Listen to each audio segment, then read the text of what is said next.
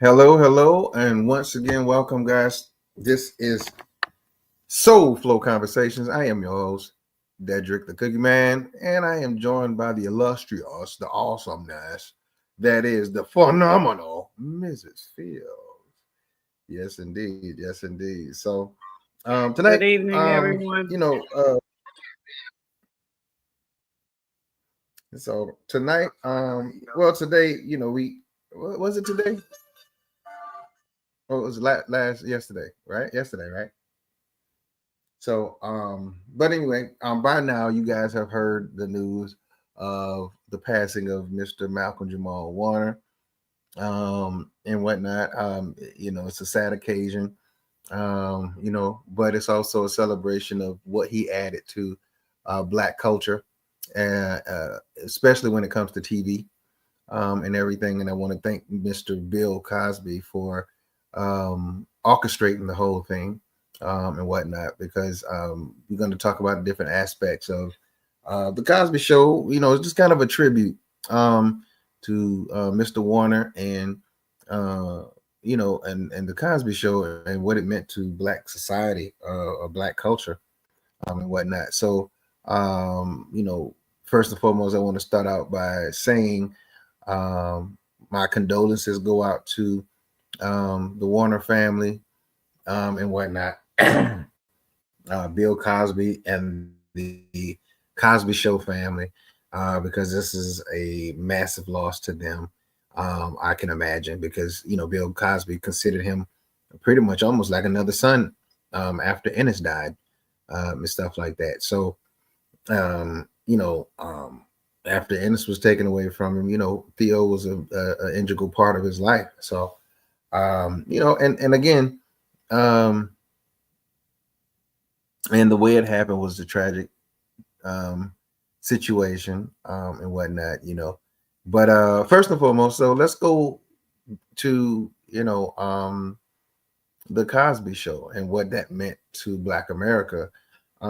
Jessica, if you want to go first, you may, if you'd like. Go ahead, cause I'm about to burp. And excuse me to the audience. I've been building chicken coops and trying to get on here, and I look a mess today. But building chicken coops ain't easy. So you go ahead and start, and let me get myself finally together, and then I'll chime in. All right, no problem, no problem.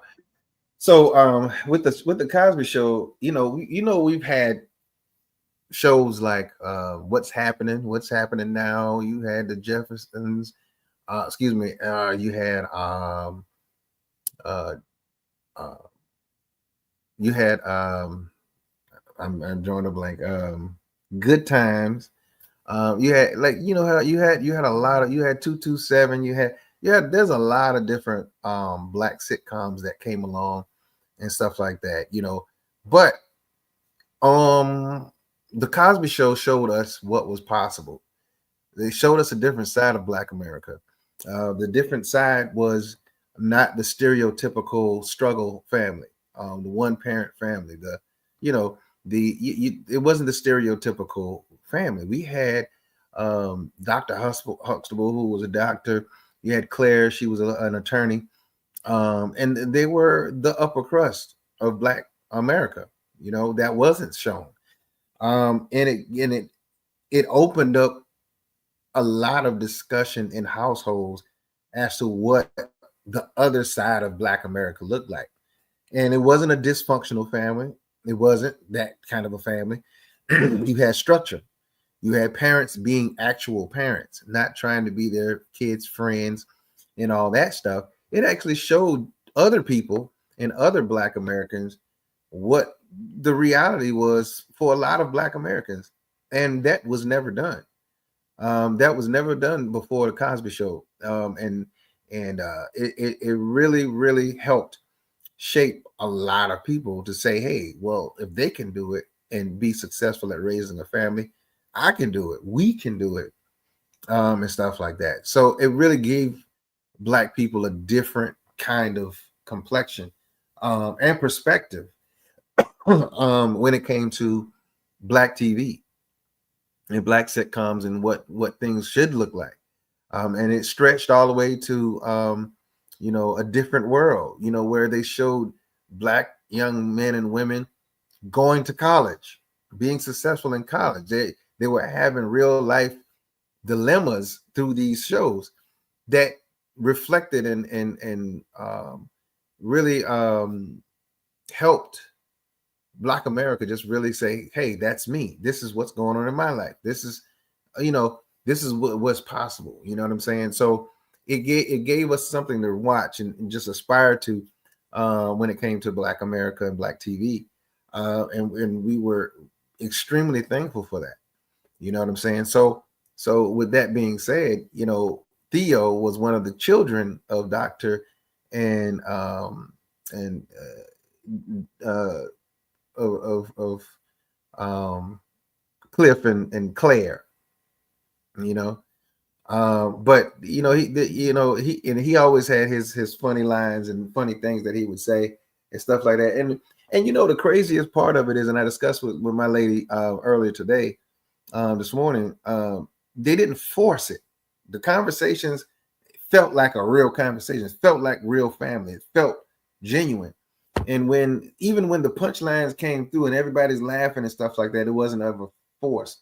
And Theo, Malcolm Jamal Warner, really embodied that Theo character, and it was always refreshing, and I was always waiting to see what other quirky thing he was going to say. You know what I'm saying? And the thing is just that um, it was very refreshing. So, and with that being said, with Black America and Black TV, it's evolved quite a bit. But I believe that the Cosby Show opened up the doors into which Black America can aspire to when it comes to TV, television, and film, and stuff like that. And I thought that was absolutely excellent. And with Claire sitting there, yeah, I love how she reacted to a lot of the household dilemmas and stuff like that. But you didn't ever see Theo and the kids get all wound up into drugs. Yeah, there was a weed thing, I think, in one episode, but Mhm. it was to the. I think it was he was holding it for a It was friend. like It a was joint. Yeah.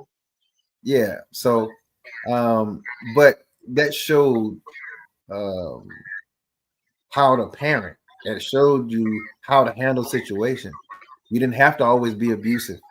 You know what I'm saying? You didn't have to always yell and stomp and scream and throw things and break things. You didn't have to do all of that.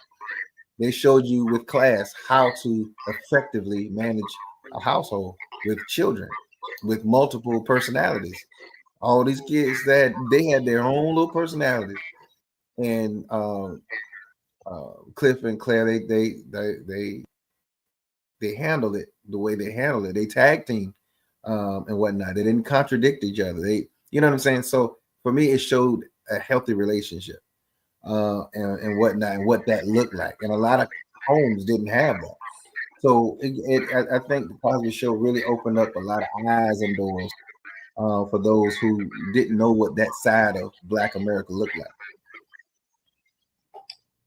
Well, so as a woman who was a young girl watching the Cosby Show, let me tell you, I guarantee you, 80% of the young girls had a crush on Theo Huxtable. Okay, we all had a little crush on Theo.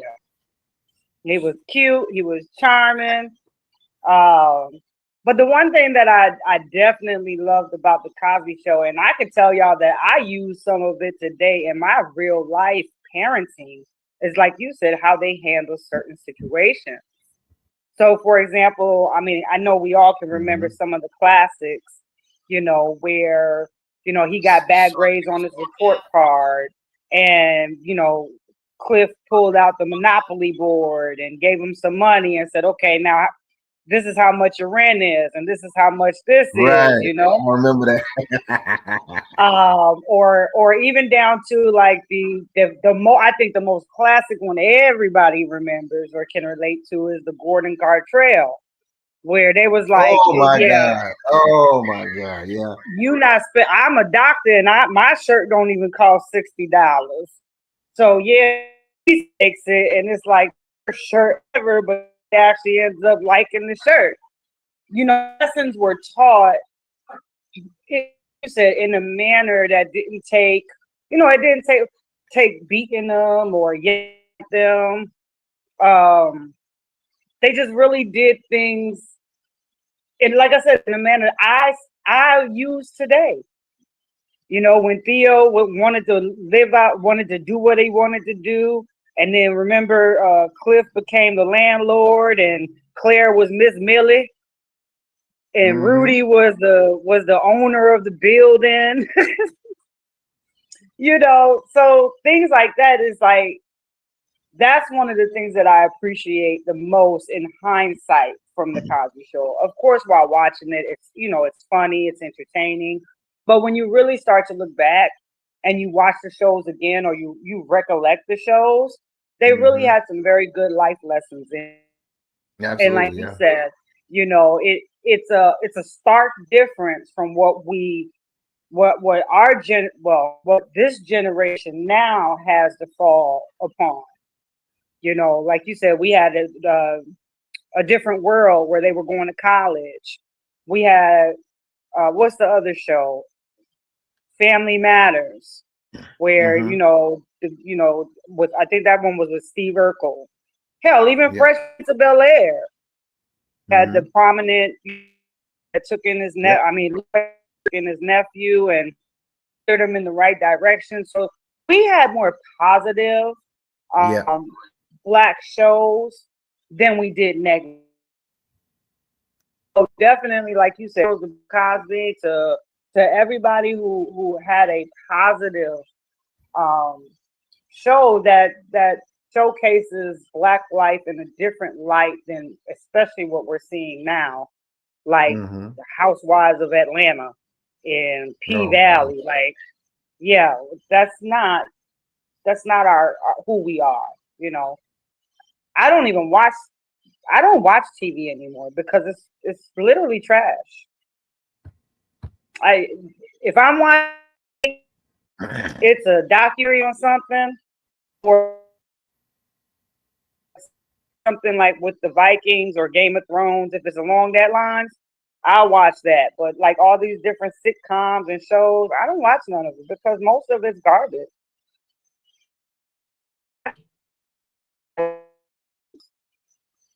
Sorry, everything seems to be like snow drug dealers or P Valley where is doing things you know. So I don't allow my children to either. I'll sit down with them and watch the Cosby Show. Hell, I watched Tom and Jerry before I watched that other stuff. Yeah. Yeah. That You're was right about definitely that. good.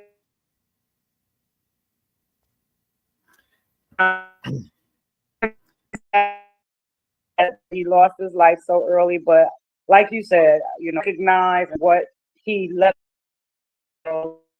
and the impact that on because he was a lot more than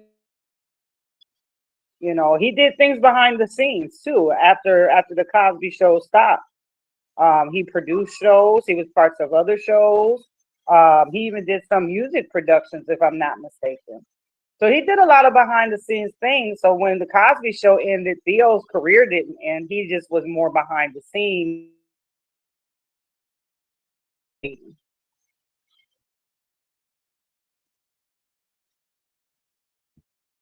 I actually found. Can you hear me right now? I can hear you. Okay. I actually found that Gordon Gortrell clip. Oh It's a God. classic. It's the best. I Man, that's know it just. verbatim. That's how much Oh my God.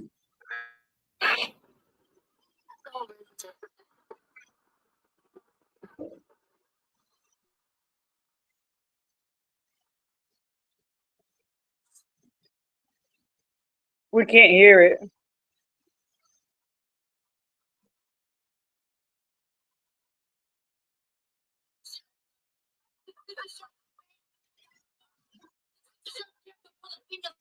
Here.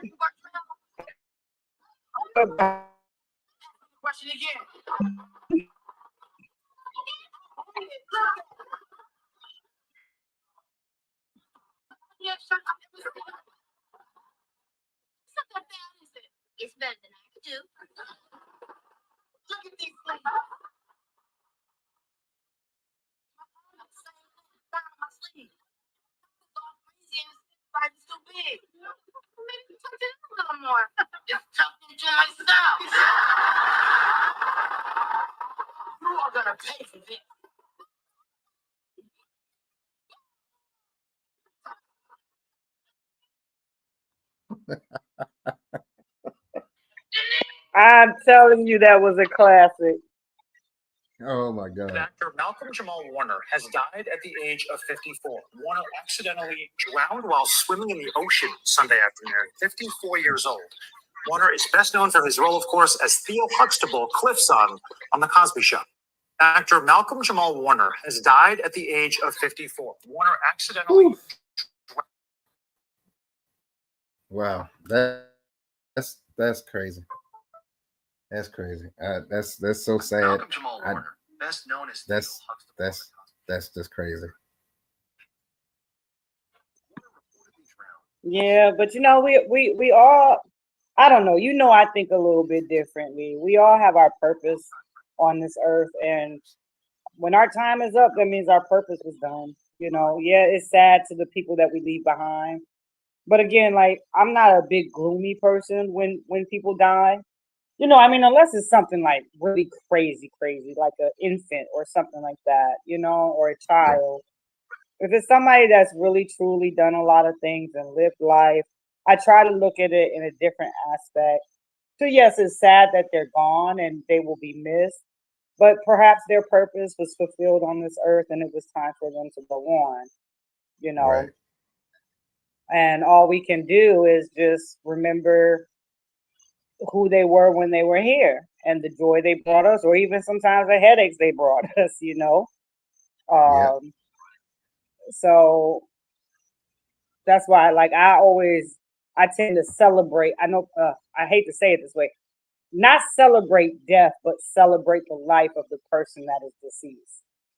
Um, because sitting around crying about it and stuff ain't gonna do nothing. Like, I refuse. I don't go to funerals. The only two funerals I've been to is my parents, and even then, like, for example, I won't wear black. I refuse to sit there and mourn and cry and be all over the place. Yes, I love them dearly, but at the end of the day, they were here, and I just have to remember the better things that happened when they were here, and continue that memory. Just Yep. like I talk about my parents to my children all the time. Your grandpa would sure love you, and he would have said this, or your grandma, he would have just spoiled you rotten, and the same thing is going to happen with Malcolm Jamal Warner. We're going to remember the Gordon Gartrell. We're going to remember the Right. Right. Monopoly, or when he got his ear pierced and had the headphones on that wasn't plugged in to nothing. See, I remember all of them. So, you know, again, it's a very sad thing, and my thoughts, my prayers go out to the family and friends of of his, and I mean that's really all we can do. Yep. Yep. Yeah. I know. Just like you said, I remember my grandma when she was talking about, and I got a video of her addressing all her grandchildren, and she's like, "When I go, I want y'all to cut a step, and stuff like." She's like, "I don't want nobody crying and eating all over me and stuff like that. Give me my flowers while I live." And I always heard her say that, because she's like, "I'm ready. When God ready for me to go on to glory, I'm ready. When you feel fit to take me on, I'm ready." And she's always said that for years. She said it, and um, you know, for me, anytime I spoke to my grandma, especially when I moved up here to DC, the DC area, um, I always told her I loved her. She always said what she had to say. She always, you know, we always had our closure, you know, because again, she raised me. So, you know, of course, how they passed away was very, very tragic. Um, and it was a shock to my system. It was a total shock. But in doing so, I had to remember all the great that she's added to my life. I've had to remember who I could have been had she not raised me, because I wouldn't have been the same man that you talking to right now. I can promise you that. So I'm very eternally grateful for her. You know, with her inspiration for my cookie business. You know what I'm saying? That's how I keep her alive in my heart, right? I remember the things that she contributed to my life that was great. You know what I'm saying? And stuff like that. To be fussed at and disciplined and all that stuff. No, that ain't necessarily something you're gonna be grinning about and stuff like that. But I'm thankful, I'm grateful. So, like you said, it's always good to, you know, have a celebration of life, instead of concentrating on mourning and stuff. And by no means am I saying not to. What we're saying is just redirect it in a way that's going to be productive and positive to your soul and your spirit. Because crying and balling up in a fetal position, that does nothing. And I'm very, very sure the person that you're doing that for would not want you to do that. They wouldn't want you to not stop living because they passed on. Because, like you said, their time is up. There, and I completely agree. There's a reason why their lives were cut short. Now, that being said, there are other reasons, other times where people's lives are cut short, and I don't really feel like that was there in their plan. However, who am I to say? You know what I'm saying? Because other things have happened and come into fruition to where that's just their life plan. So I can't really say for sure one way or the other, but I prefer to celebrate life, and stuff like that, a life well lived and stuff like that. And like you said, that doesn't mean you can't be sad about it. I mean, Mm-hmm. you're gonna cry, especially if it's somebody really close to you. You know, when my mom Mm-hmm. and dad passed, I was a mess for a while when my mom passed. That was my buddy. You know, that was my mom. That was my ace boom coon. You Yeah. know, my father too, but he was sick, so I had time to prepare for him. I didn't have Mm, time to prepare for my mom, and she I was understand. 51 when she passed away. Mm, You know, so it was I was sad. And then like every year would go by and you know, right around the holidays or birthdays, I get really sad, I'd cry. And then I really switched up one year and I was like, instead of crying, let me talk about all the good stuff. Instead of thinking about how much I miss her and, you know, things like that, I'm just going to talk about all the fun we had when she took me to Disney World when I was 33. Like, who takes their kid to Disney World when, well, it wasn't 33, it was more like 30. And I was like, Ma, what you mean you took me to Disney World? I'm 30 years old now. And she said, well, it's better late than never. Come on. And I'm like, okay, Mom, I'm coming. No worries. I'm on my way, you know. So I just, you know, focused on all the positive things. And then like my mother was a lively woman, you know. And so for example, you know, like I said, I instructed everybody, do not wear black. I wear the loudest, colorful. I don't care. Dress up like Betty Boop. That's her favorite character, Betty Boop. She loved Betty Boop. Wear mm-hmm. pink. Wear anything but black because my mom Mm-hmm. wouldn't want you sitting there draped in all black and in sorrow for her. You know. Mm-hmm. So I just wanted to add that to say, you know, nobody is saying that you can't mourn somebody or be sad about the loss of a loved one. That's not what we're saying. It's just that you got to get to a certain point where you have to just remember all the goodness that they brought to your life. And like you say, even though sometimes they might have fussed at you, cussed at you, popped you upside the head, that's still Mm-hmm. goodness because they did it because they love you. Right. and they wanted you to go in the right direction. So that's still goodness. So just remember the good more than the loss, if that makes sense. Yeah.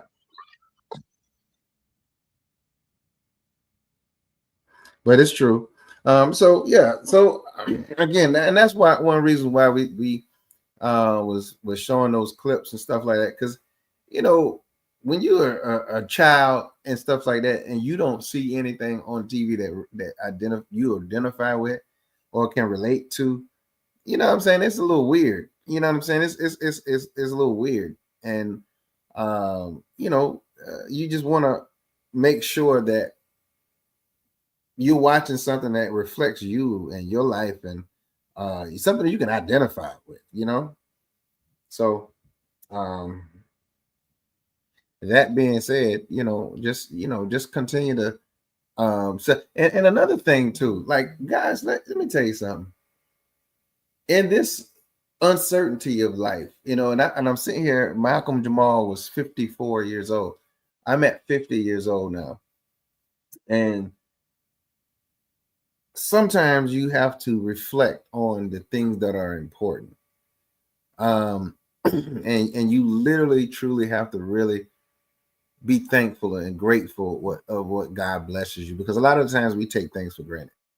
And I don't think people really understand how fragile life is and can be. Because I'm gonna tell you, you can be here today and gone tomorrow. And because we all can relate to certain points to where somebody passed away, and you're like, I just seen them. I just spoke to them. You know what I'm saying? Or you had a fallout or a fight or something, and you didn't get a chance to even rectify it or correct it or whatever the case is. And you sitting there like, dang, that was a really trivial fight. That was really stupid. And now they're not here, and I can't even apologize. I can't even get any closure from this thing because this is hanging over me. And I said this to them and stuff like that. I really didn't mean to say it to them, but now I can't even apologize. Like there are people like that. Even when my grandmother passed, I had a cousin who was a little distraught because their last exchange, and I can't say exchange because she wouldn't have ever disrespected my grandma, but their last interaction wasn't a very positive one because my grandma reprimanded her and she didn't appreciate it and she was mad at her, and the thing is that she didn't get a chance to say anything to her prior to the incident happening, and she was devastated because she knew grandma knew she loved her, but she was just like, I never got a chance to apologize. I never got a chance to go back to her and hug her. I never got a chance. And so that's the reason why I say every moment we need to make sure we say the things that we need to say. If there's someone you need to apologize to, get your head out of your butt and go apologize. If there's something that you need to rectify, go rectify it. If it's not your fault, then it is what it is. However, if to address and clear your conscience, whatever, that's what you need to do. Because again, people are here today, gone tomorrow. Nobody's life is promised for the next day, hour, nothing. So, we got to make sure that we are soaking up as much of positivity as we can. Life is already difficult. But for those things that we don't need to dwell over or something like that, I would suggest you not dwell over it. Kill the situation, because sometimes the situation can be a misunderstanding. And until you put on your grown person pants and go and address it with that person, it's going to be a matter of contention. And you don't want that hanging over your head. If you knew you did somebody wrong, you need to fix that. You know what I'm saying? So, and that's just how I feel about it.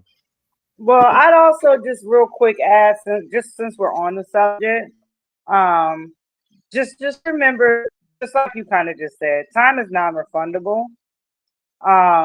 Especially when it comes to parents. So I've lost both of my parents. My mother was 51 when I lost her. My father was 64. So I lost him pretty young. Um, and you know, I was out living my life, doing my thing. That didn't mean I didn't pay attention to my parents or spend time with them, but I could have done more. You know what I mean? So sometimes I know we feel like we're so busy that we can't pick up the phone or send a quick text or just stop by for a few. But when you have spare time, make it happen. Um, because that was one of my biggest regrets. Like when my mother passed, and I found her on the couch in our because I was taking care of her. So I actually found her. And the one thing that killed me for a long time is I thought about all the times that I was upstairs in my room watching TV and she was downstairs watching Law and Order. I could have came downstairs and watched Law and Order with her, even if it's just one episode, and chit-chatted with her, you know? And sometimes I didn't do that because I wanted to watch whatever I wanted to watch, which, okay, I get that, but I could have made more time. And especially we were in the same household. Now, my father was a little bit different because he lived all the way in Buffalo and I live in Virginia. He lives in New York, I live in Virginia. So it was a little tougher to get to him, but I didn't call him as often as I should have. And for me, I can be honest, I knew he was very sick. So and this is, I learned this in hindsight, obviously. And it was because I knew I would hear him sick and it would hurt me to talk to him. So I called him less when I should have been calling him more. Right. Because I knew that it wasn't about if, it was just a matter of when. And I know sometimes as children, you know, we don't want to hear our parents in pain or something like that. So sometimes we might try to avoid the conversations, but that's exactly the time when they need our conversations. And then that way you have more conversations to hold on to. So again, you know, the point, just using my experience with my parents, time is non-refundable. And I know life be lifing and we be busy, but I don't care if you got 5 minutes, you know, pick up the phone. If you're driving by and your parents' house is 1 block up the road from where you passing and you got an extra few minutes, just stop by, give them a hug and say, hey, I was just in the area. I'm on my way to work. I love you. And then go to work, you know. So just make that a little bit of time because it's going to matter when they're no longer here. Hey, Maurice. Right. What's going on? What's going on, y'all? We talking about all the dead people dying? Yeah. Yeah, man. That's crazy. Yeah, we were talking about Malcolm Jamal Warner and the Cosby Show and what it meant to Black America. Yeah, that would hurt me the most, man. Yeah. So to see, you know, a family like that, and then we started talking about Theo and you know, and just kind of what we say, excuse me, about we were just basically saying, you know, what we need to do before that time comes, that the people that's important in your life, say what you got to say, whatever you got to get off your chest, whatever you have to rectify, you know what I'm saying, rectify it, because you can be here today, going tomorrow. And you know, and Jessica was just pretty much saying what she was saying about all of that too, and stuff like that, about making certain decisions that sometimes we regret that we should have done prior to that person passing or whatever the case is, you know. So yeah, you gotta treat the people around you that's doing well by you well. You know? Sometimes perspective is important. Yeah. I know you guys are not super Bible believers. The Bible does say fulfill the line to spend as much time as you can near the cemetery. It keeps things in perspective. Yeah. I will say that much. And then they say the thing that people die in threes or something like that. Ooh, excuse me. And then Hulk Hogan passes away. I'm just about, dang, All the Hulkamaniacs is devastated right now. Yeah, that was wild. Ozzy Osbourne. Yep. When did he pass away? I think yesterday or the day before. It was in the last couple of days. Yeah, all this stuff Yeah, happens. Ozzy Osbourne, Malcolm Jamal Warner, and the Hulk that died today, right? That was today. Yeah. Yeah. Yeah, that's crazy. But at least I think with Ozzy and Hulk, at least they was a little older. So yeah. You know, it's a little different when you're 54 and you pass away. Yeah, that was a tragic accident. Very tragic. Yeah, Ozzy. We know Ozzy Ozzy. He was not very healthy. For one, he should have died a long time ago. Everything he was and I must say, I know people are afraid to say it, but he should have died a long time ago. He was surviving on grace. Yeah. So when they're a little older, I'm like, okay, well, and then you just look at their lifestyle. Grace. And then you look at their lifestyle, and it's like, oh, so you party, rock and roll, did drugs, and yeah, I could see why you might have died. Okay, but from my understanding, Malcolm was a stand-up guy. Right. He didn't do all that stuff. He was out of the limelight. He minded his own business. He didn't get involved in nothing political. Right. Like, this dude was out there just living his life, trying to do his roles in his movie spots, trying to stay out of that Holly weird stuff. Homeboy did. That's why I kind of want to believe somebody killed him. What, like, this dude, ain't nobody hear from him. He's doing his own thing. He's doing his small time roles, and then all of a sudden he just died. I don't want to believe it, but it's one of those things. Well, I mean, I'll say he died in the ocean. So like. Anybody could have possibly drowned in the ocean. Like you in the ocean trying to swim in the ocean. But I heard he was a very good swimmer. Like he did that quite often. Now I'm not saying, because my tinfoil hat. I have said it would not surprise me if a year from now he was fighting for royalties or certain things that he was involved with, and they weren't giving it up. Because we know that happens too. I'm just saying I wouldn't be surprised. I'm not saying that's what happened. Because I just feel like on a family vacation, so I don't know. Yeah. Because how come it just don't make sense. Like, everybody else survived, so it's just him that. Like, I don't know. That just seems not realistic. You know what I'm saying? Well, they all probably wasn't in the water at the same time. Okay. I'm not saying it's not possible. I just said it doesn't seem very probable. He could be that 1%. I'll let it be. And all I'm saying is I wouldn't be surprised if a year from now we heard some stories. Because you talk about strong swimmer.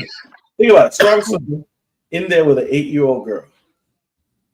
And then there was some other cats. There was some other surfers in the area. And something with the water, whatever, undertide, whatever they want to call. And that apparently pulled them under, but not the little girl or anybody else. And that's just it just reeks of not probable. Because he's a strong swimmer, right? Strong swimmer. Water, he knows about these undercurrent things or whatever. It's not like it's new. And he had his 8-year-old girl. Yeah, come on. If they had said the 8-year-old girl, the girl died, that would have been more believable. I wouldn't want that. I just say it'd be more believable.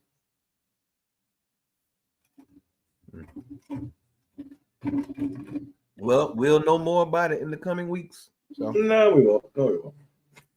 Yeah, we'll know. If they pin down all that Epstein stuff, there's no way. Ain't no way we hearing about this. Well, they put that Epstein stuff on lock. They said nope. you see how upset Orange Agent Orange gets. You know how upset he gets whenever somebody links him with Epstein. Son, wouldn't you? What if it was like a town pedophile? And everybody's like, yo, I saw. Hello, can you hear me? You were fading out. You were fading. Your volume was kept going down lower and lower. Oh, can you hear me now? How about that? Yeah, you good.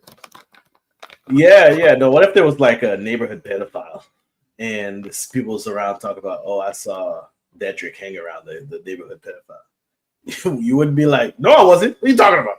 I had nothing to do with this guy. so I don't blame the reactions at all. Anybody has a strong reaction to that? I don't blame it at all. That doesn't mean nothing. What are you trying to say? What are you trying to say? I think the strongest thing Trump has going for him is that way before all this popped off, he had kicked him out of Mar-a-Lago. Way back when. That's his strongest defense to being linked to anything, because if there was anything on him, it would have definitely came out then. Or there was plenty of opportunities for stuff to have come out, you know?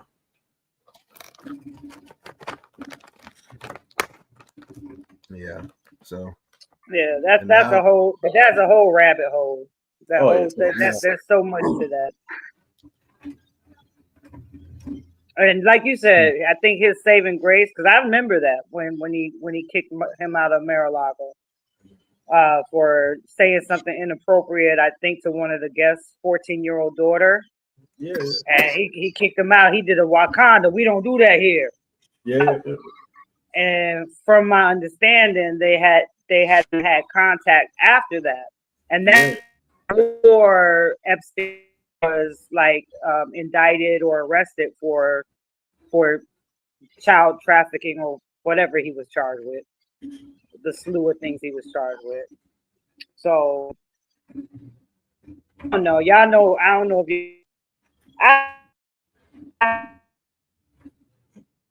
In that capacity, I do realize that he was acquainted with him, but many people were. He was together. They do business together. But I'm not saying, I just don't see it. I don't see it. And like that, not Dedrick, like Maurice said, for all that, if I was Biden or Kamala or Hillary, and I had that kind of information. Oh, there's no way you're not using it. No way you're not using it. Would have buried him. Is it me or is she breaking up? He would have never became for the first place. Can you hear me now? Yeah. You were just breaking up a lot. I'm gonna leave and come. Oh, okay.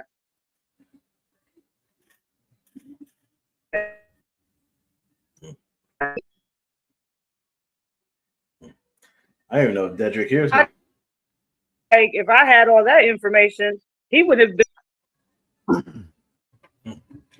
Oh, she fell off. Her connection was bad. Right. I don't know how she fell off. With those long legs, she's falling off of. She can catch herself. She can catch herself. So long as she's always going to catch reception. Is that bad? Yeah. No, it's not bad. You should have heard all the trash that Dedrick was talking about. You was talking trash. Oh, you know what? I don't believe you. I believe it was you. I knew you wouldn't believe it. I knew you wouldn't. That's why I said, you know what? Let me tell the truth this time, just to see if she'll believe me.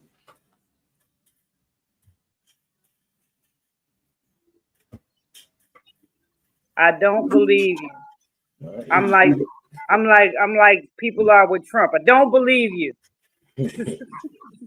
I'm glad this is recorded, and I got all the people watching as my witness.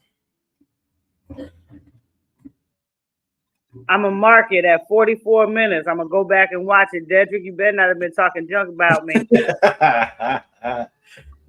I got an inkling of belief now. That's what's up.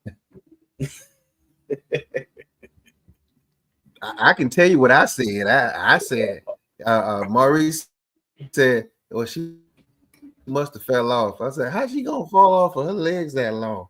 She got long legs. She can catch herself on legs. I told you he was talking that smack. People like long legs. Thank you very much. I don't even know if she heard us just now. Oh, I ain't say nothing was wrong with him. I said that you had him. He said you fell off. I'm like, no, she got long legs. She'd be able to cut yourself. Damn right. I ain't even mad at what he said. See? All right. Never mind. That's what happens when you start gossiping. Get in trouble. They blame you. You just trying to start something, Maurice. See, that's why I be having problems with you. You always trying to instigate something. Not always. Don't say always. That's a bold accusation. Always is a lot.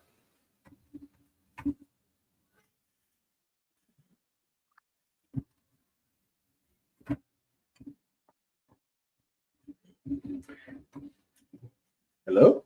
Everybody there? All right, Dedrick. Dedrick. Oh, yeah. All right, so what's your next one you wanted? You had quite a few on there. Excuse me. Well, the second one was the rabbit hole thing. The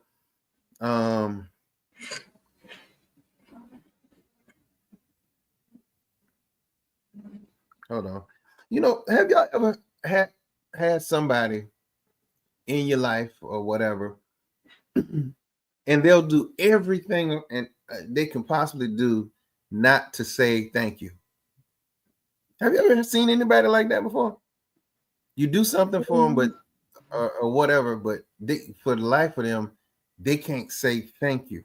They'll send emojis, they'll send all kinds of stuff, but they just can't say thank you. Have you ever seen anything like that? I've never. I don't think I would, simply because a person like that, really early on, I probably wouldn't be dealing with them much longer, nor doing stuff that they would have to thank me for. I honestly can't think of anybody, at least not in my immediate circle. Yeah, that's like I said, the people like that I don't think would be around me for very long or have too many opportunities for me to be doing stuff that they would have to say thank you. I mean, now, like, for example, like when I was working in retail, you could go above and beyond to the moon and back, and they just look at you like, you know, you had to do those things and won't say thank you. But again, like as far as like somebody that's in my circle, nah, I can't say that. I mean, I am one to be like, you're welcome. That's how I'll be. Like, I did something and you just gonna walk away. I'm like, you're welcome. And you believe me, I'm not forgetting about that either. That's the person you are. Like, I was here to service you. That's the only reason I exist, was to serve you. And you did not do that. Yeah, you got about a few times of doing that before I'm like,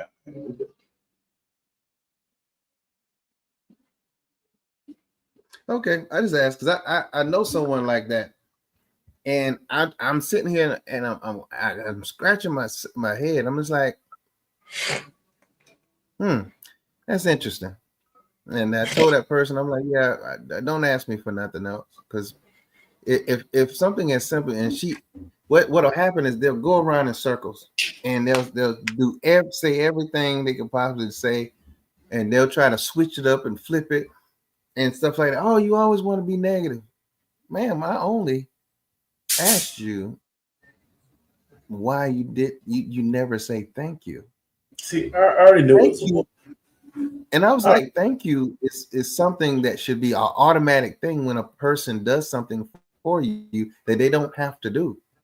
That should be an automatic. That should be something that somebody would have to wait on. Like, you're leaning in like, okay, and they start either sending messages or they start talking to you about other stuff, and you're still sitting there like, okay, did you?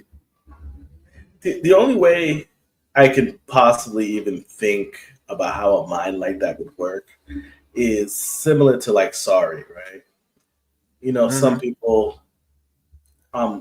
would stop saying sorry only because they've said sorry too often, right? Because they keep screwing up, so they just stop saying sorry after a while.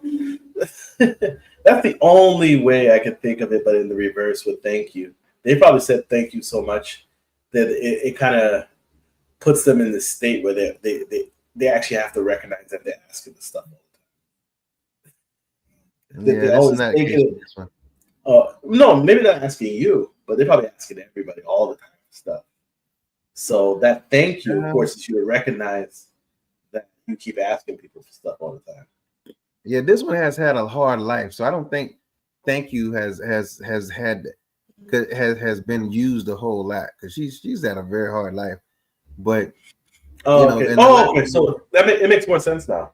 It does make more sense now because if they haven't had Mhm. much, they just assume whatever they get is happenstance. It's not an Mm. actual act from somebody.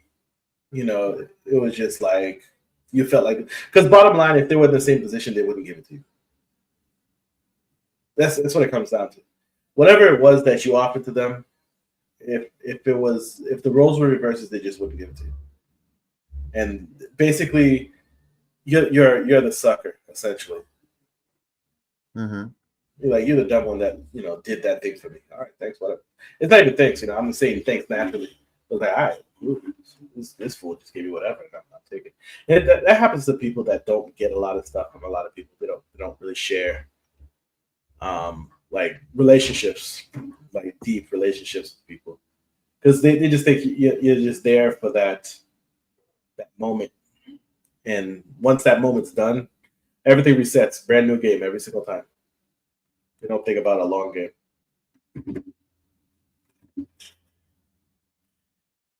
Yeah.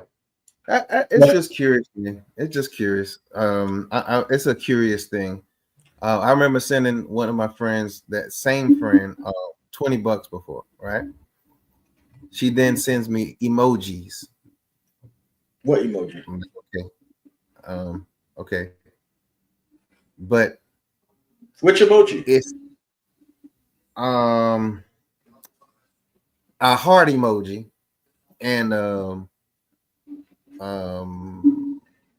a, I don't know, a thumbs up emoji or something like that, right?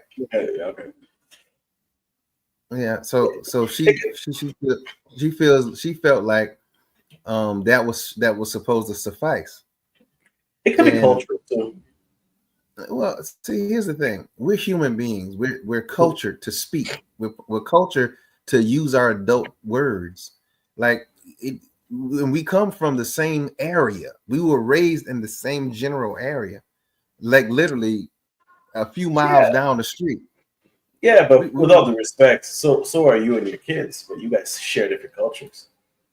yeah, Like we're different cultures, but it's not that far out of the way. Like I don't I mean, understand how is thank you such a stigmatizing word that you can't say thank you. Like it's not hospitality. It's common decency. basically is what I'm saying. No, I understand what you're saying, but it's one of those things that So, if it's there was another example I was thinking of while you were talking. But real, is this person younger, or is she around our no, age? we were around the same age. Oh, okay. I was gonna say Yeah, maybe if she's she's she's our younger. age. Mhm. I was gonna say maybe if she's younger. A lot of the younger generation don't really know how to articulate very well. Yeah, I remember there was something going around about when people say "my bad," is "my bad" an apology? Like if you do something, you're like, "Oh, shoot, my bad." Do you guys consider "my bad" an apology? And yeah, Yeah, yeah. there was It's people going around especially the saying, way. Those people going around saying it Well, wasn't it's well, depending on how they use it and the tone in which they use it. Because some people they literally my bad has been used when they're sorry for something, but they don't know how to really say I'm sorry. And it's just like, okay, I have to look at how they were raised, what environment they was raised in, because if that's the environment they were raised in, then you can't really expect much to them. That's just like for a woman to disqualify a guy for not opening the door for her if he was never taught. Why would you disqualify a guy that says that doesn't know that that's the expectation? He was never taught that. So for me, it goes back to environment. So if my bad was commonly used in his environment as I'm sorry, then I expect him to do the same thing. But there's different ways you can use my bad. Because there's the way of saying my bad, like it's not that big of a deal. You get over it, you'll be all right. And then there's like, oh shoot, man, I can't believe that. My bad. Right? That's a different level. I think it comes off with a certain tonation, expression, feeling, if you could express that. But if you're like, oh, snap, like, yo, you just slept with my girlfriend. Oh, my bad, bro. There's degrees to my bad, I guess. Yeah, I guess it is some degrees. So okay, so and let me find the other thing. What was the other thing?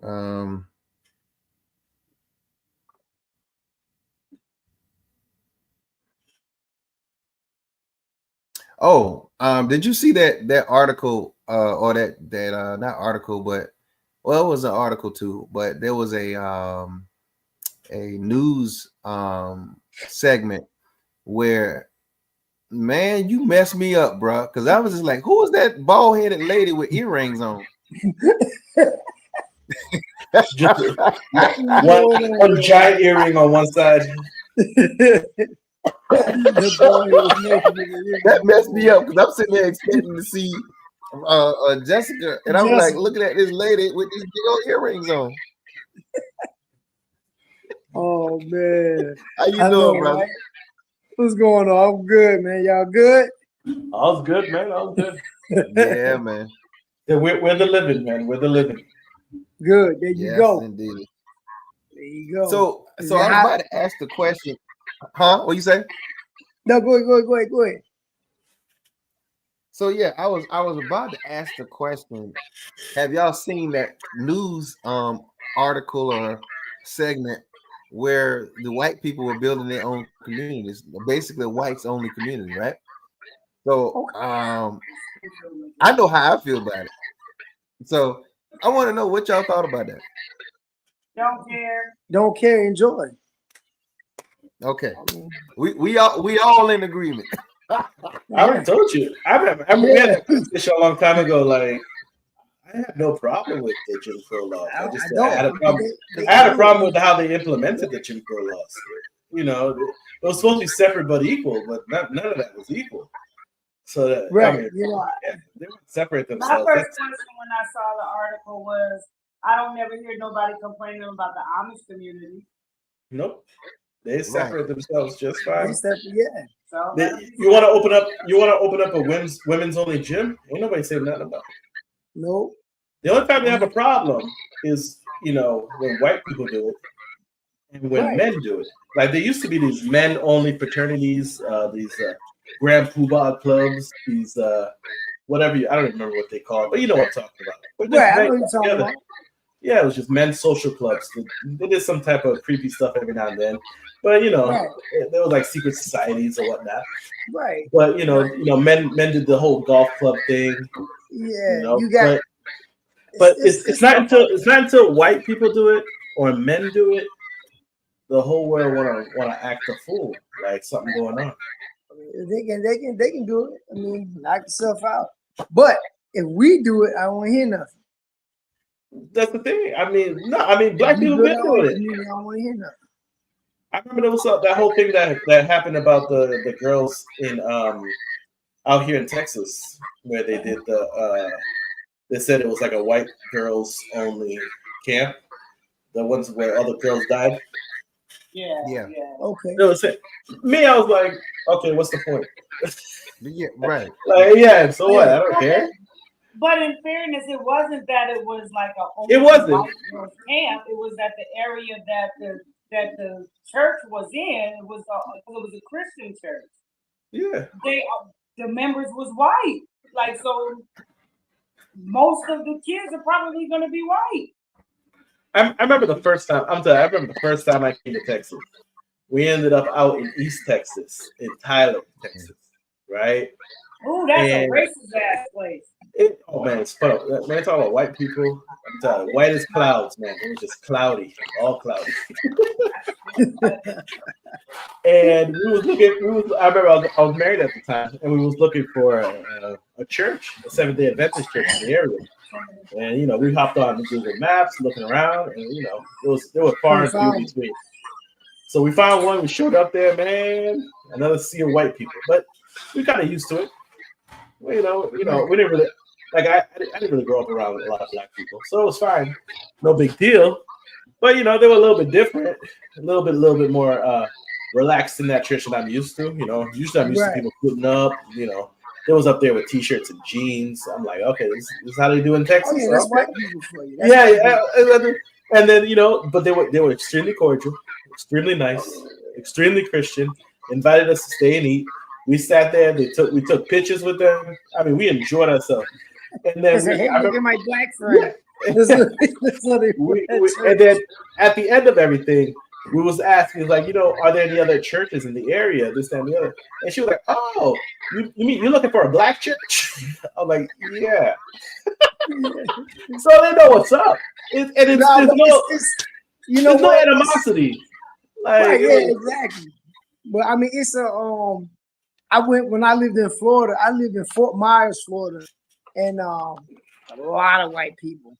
Yeah. And I ended up going to a church out there too that was predominantly white, and I mean, I like the fact that the service was quick. It was they are in and out, boom, boom. I was like, this is great. You ain't lying about that. They said, "Dear Lord," it was like, "Dear Lord," and they were like, "Amen." Amen. Yeah, I was like, yes. Go. I went to my mom's church. I think it was about 2 weeks ago, man. 3.5 hours. That's light, bro. That's light. I was like, man, and I knew it was gonna happen because it's normal for them. But I was like, this is too much. But yeah, 3.5 hours. Well, because they got to do the concert, and the choir's got to sing a song every stanza after the offering, before the offering. Yep. Right before Sunday school, then they have to have the devotional service. The devotional service is a concert within itself, and don't let somebody start shouting. So that's going to be another 30 minutes. Extended. Yeah. So that was the environment I was raised in. So it wasn't no. Oh no. No, it wasn't gonna be nothing like that. So then after all that's said and done, you got the offering out the way. Now it's time for the pastor to preach. Now and they got to sing before the pastor. Yeah. And then the pastor's feeling inspired, so he gonna sing a song to go ahead and usher in his message. And then so after that, don't let it get hot and heavy where he's preaching the word and he's into it now. So now you're looking at about 45 minutes, and then if somebody trying to shout, the drummer. Now I'm a drummer, so I already know if the organ player starts playing, the drums about to start. Once the drums start, sister over there in the corner over there, she about to shout. The deacon over there, he's going for it. That's a whole nother 40 minutes or 15 minutes. Never get it 15 minutes. That's a whole nother 15 minutes. You gotta get a benediction, and you're gonna, go ahead and close out the service. I mean, that's really pretty much what it's structured. Because that's how that's where them 3 hours go. Because I know, like Cause I know once that, like you said, especially when that drum get to going and the people get to jumping, I'm like, oh man, it's over with. And they always and the drummer it's like when the drummer get going, the people get going. That papa ticka, papa ticka, papa ticka, papa ticka. It's over. And Yeah. again, like I said, I was that drummer. I was waiting because I love to play the drums. I just wanted an excuse to play You the couldn't drums. wait, did you? When Sister Brown or Mother Capers, when they went on, it was over. Okay. And then here come my auntie with that tambourine. Man, shoot. I was off to the races. Papa ticka, papa And the ticka, organ papa and ticka. the organ player wasn't no better because he gone through. He could you like, Yeah. he started getting to play the drums, Hey, it's all good. But that's how it was when I was growing up. That's how we. Oh yeah. That's just how it Oh was. yeah. That's how it was. Now Yeah. here now, where we go to church, they're pretty quick because if we get in there at 8:30, if the service starts at 8:30, we're done by right at about 10. Okay. Oh yeah. So it ain't very That's long. good. We're done That's at good. about 10. That's good. That's Yeah. all you need. That's all you need. But yeah. I've visited churches around here and they are long-winded. Long-winded. And I just sit there. I'm used to it. Yeah. Honestly, that's where I developed my patience from. Church? Yeah. Sitting in church. Because Because as much as it was irritating, I didn't want to sit down. My mama right there, my dad right there. They catch me acting a fool or something like that. or sleeping. Yeah, sleep anything. You're doing what you're not supposed to be doing. You have one job in there: pay attention. And if you can't maintain your attention for the whole thing, my dad used to quiz me after church. So What was the service about? Yeah, what was it about this? That?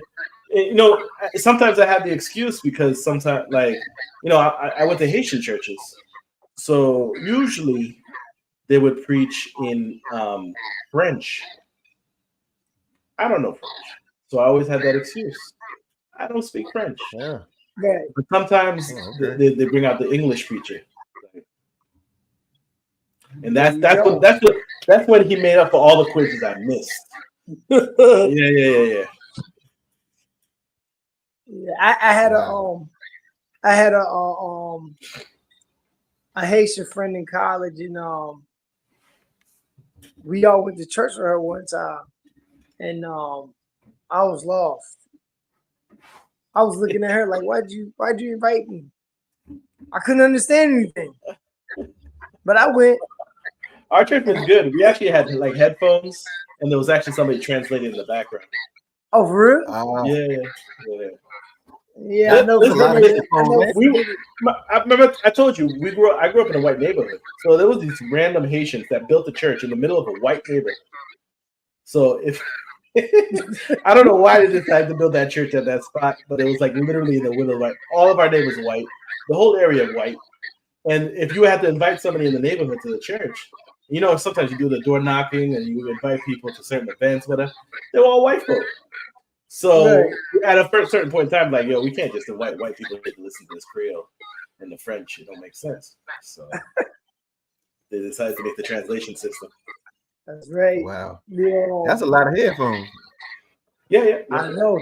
But I said that I enjoyed it though. I never forget it. The girl's name was Martine Moliere. That's what he enjoyed. That's what he enjoyed. He enjoyed, yeah. Martine Moliere. Yeah. He enjoyed Martine. Had nothing to do with anything else. Oh man. I remember the first time I went to a Jamaican church. That was the absolutely most amazing experience I had at that time because I love dance hall and soca music. So and reggae, right? And that was how they rock. They like the Fire, pastor was- fire, fire! yo, The blood press! yo, The blood press! Cedric was doing the butterfly. Cedric was butterfly. man. I thought the daggone pastor was the DJ. Oh If you man. how did he do it? How he do it? He said, if you love the Lord, hold up your on the hand. It was something big. And all of a sudden, I was like, hey. He was, Look, thought he man, I was was in about the to club. fire button. Hook up, hook up. Let Oh, it in. man. Let it in. Yeah. Pick up your Bible, read it. Pick up your Right, Bible, right. read it. Oh man. Yo, it was like a party, man. It was like a non-stop Jesus party, man. Like for real. It was fun, wasn't it? I enjoyed believe myself so much I wanted to go back, but I wasn't able to go back. But it was like a non-stop Jesus party up in that mud. I was like, that's what I'm talking about. Yeah. I'll Yeah. come back here. Yeah, my sister, she just came back from Jamaica. Yep, she just came Everybody back. that went to Jamaica. Everybody that went to Jamaica. Like You, you Yeah, this I person ain't now. been. you In have a seen week. all those. You have seen all those booty rubbing videos, right? That they go down to Jamaica to get their booties rubbed. So, yeah, One of my close everybody friends, going to Jamaica. she got the Like little just mud like you be rubbed you be in. looking at dudes that come back from Thailand, like what you was doing over there. The same way you be looking at these girls that be coming back from Jamaica, like what you was doing. Yeah, Right. she went. She enjoyed Jamaica. Mm-hmm. Yeah, I bet she did. I bet she did. Bet she did. You know. But yeah, so yeah, I know y'all was probably talking about all the political stuff. I know y'all talked about that. Which part? Because So it much. looked like Obama about to get roped up. You think they gonna But- rope it? Yeah, so that's what they look like. They look like they trying to Nah, rope I him up. don't think they're gonna do it. I don't think they're gonna do it. They ain't gonna be able to collected do that. the mob. They're collecting the mob. Whether they're gonna go through with it or not, the mob is getting collected right now. I I'm don't just think saying. they're gonna do it. And if they do it, that's wrong because guess what? All the rest of them do the same thing. But this doing it and then getting caught. Right? Like that's what it always comes down to. I don't care what it is. Listen, I'm a ethical guy. I like things upright. I like things, with done with integrity. I really believe in it. But the reality of the situation, of all situations, is there's doing it and then there's getting caught. Right. But I mean, And if he got caught, I'm telling you, they're gonna rope him up. They're gonna rope him up. we'll see. We will see. I hope they don't. See, my thing is, and through all of this, with these first 7 months of the presidency, you are not doing anything that's benefiting the nation in a major way. No. A lot of the stuff he's doing is personal vendettas and stuff like that, and whatnot. You getting rid of a lot of stuff that instead of revamping it and making it better, you're taking certain things away. People are losing jobs. There's a lot of stuff that he's doing that just doesn't make any sense. Then you're insulting presidents of other countries, like the dude. Excuse me.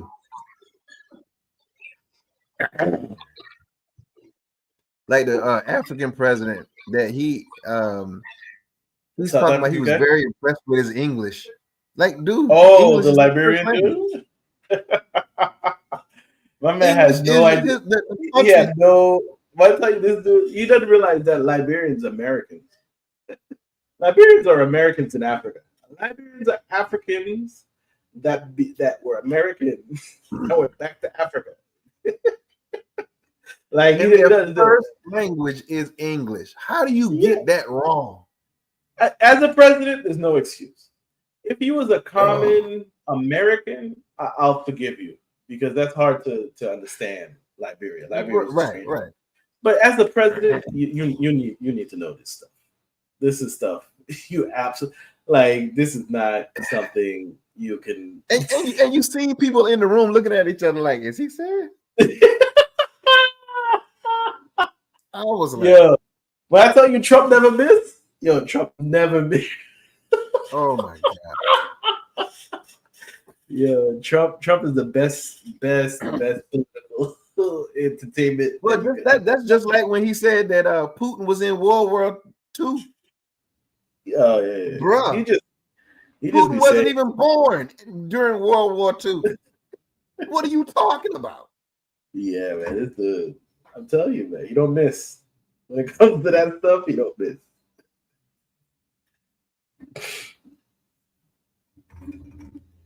Oh boy. But yeah, as far as the white people building that thing, I just wish that we would have built more Black Wall Street communities. I wish we would have kept forward, kept pushing instead of being scared. I don't really care. Like Yeah, they don't do it anyways. What's to stop them from doing it? Yeah, like I they've don't really. been doing it. They've been doing it already.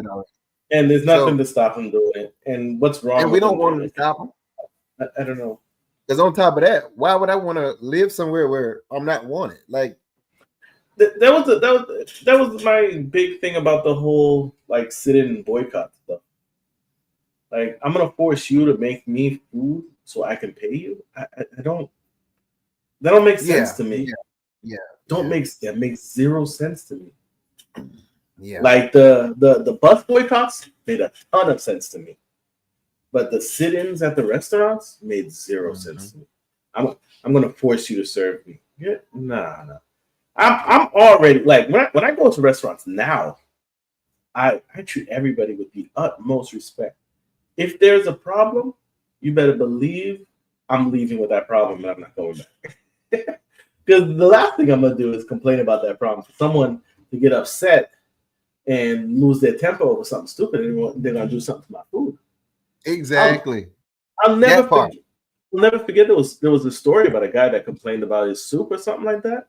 He ended up going to the hospital, and when they pumped his stomach, they found urine, feces, vaginal secretion, semen, sweat. They found all types of nasty stuff in his stomach. So, like, it don't make sense to piss off the people that make your food. It makes 0 sense to me. Well, damn, did they have it like in jars? Apparently, right. Did they have it in jars? Everybody must have contributed to making that soup. They must have had like a stash for when people pissed them off. Like unless it was kind of a big orgy back there. Yeah.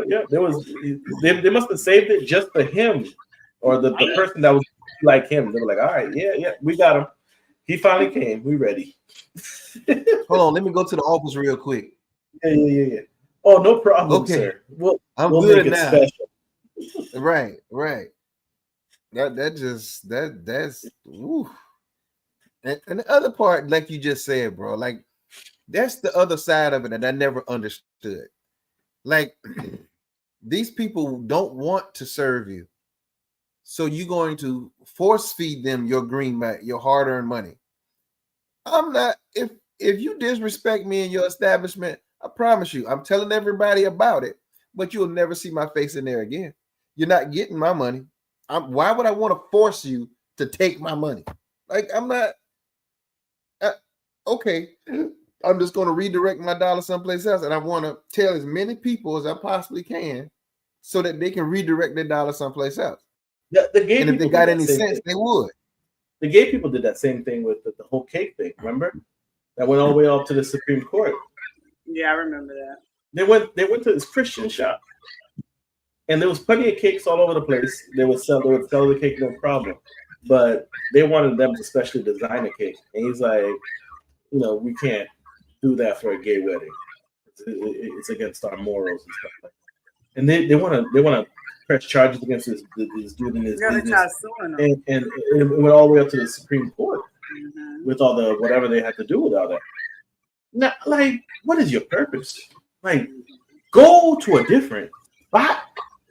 There's plenty of bakeries that'll gladly make your gay ass cake. Like, I don't know. Just that simple. Right. And then on top of that, that's a private business. They have their own what's the word I'm looking for? They have their own principles when it comes to their business. Yeah. They don't have to serve you if it's against their bylaws and guidelines. And what it wasn't like that's just like trying to sue Chick-fil-A for closing on Sunday. It's a Christian company, I think. Yeah. They don't open on Sunday. So I can't believe I'm hungry and I need your chicken sandwich now. Right. Popeye's got a chicken sandwich. Go to Popeyes. Go KFC. It's all these other places. You know what I'm saying? Go to the grocery store and make your own chicken sandwich. Yeah, I mean that part. But you act like Chick-fil-A is just like a chicken. Right. So because when I heard that particular case that you were talking about, I just sit here and like, okay, I don't see the problem. If they don't want to do that kind of cake, who are you to force them to do something they don't want to do, that they don't stand behind and they don't believe in? You can't force somebody into doing that. That's just like somebody huh? I was just gonna say that's this new entitled generation. They feel that everything has to revolve around them, whether gay, straight, don't even matter. Gay, straight, white, black, if it offends them, then we going to court. I'm gonna cancel you because you didn't make my gay cake. I don't know if you remember that conversation that we had in the chat where we were talking about. I don't know if it was you know what I'm talking about. I don't know if it was that person that was just trolling about the trans thing and stuff like that. And we were talking about. So my thing is how are you going to make your problem my problem? You're going to wake up one day and say, I'm a woman. First of all, you're a grown man. I'm not calling you a freaking woman. I'm looking at a grown dude right here. Now, if you violate any place where a woman is supposed to be, and you feel like you want to go in there, let's just say hypothetically, I have a 12-year-old or a daughter going in the bathroom. Now, if you take your grown guy dude self in there, your heebie-sheebie self in there, we're gonna have an issue. It's gonna be some floor moving and some shower bringing. I'm sorry, there's gonna be some furniture moving up in that mug. Yeah. We're not doing that. Choose a family bathroom or a one person a unisex bathroom or something like that. Most most places have those now. Yeah. Now, Walmart, Target, where it's just a single bathroom for that one person can use and go on about your business. Matter of fact, I ain't gonna lie, I prefer those because I know I don't know, I just prefer those. So when I go to Walmart, I know I got an option. I know the family bathrooms are all the way in the back by the photo spot, and then the public bathrooms are up front. I go all the way to the back and use that one. Yeah, I don't know why. It's just something I prefer. It was simple. There was bathroom for men. Men didn't give a damn who went into that bathroom. Men don't care who goes in that bathroom. I think the first time I've ever seen an actual bathroom was in New Orleans. I'm saying the women's bathroom is completely made for women, so that they don't have to be with men. That's the only reason that the women's bathroom even exists, and so they don't have to use the same bathroom as men.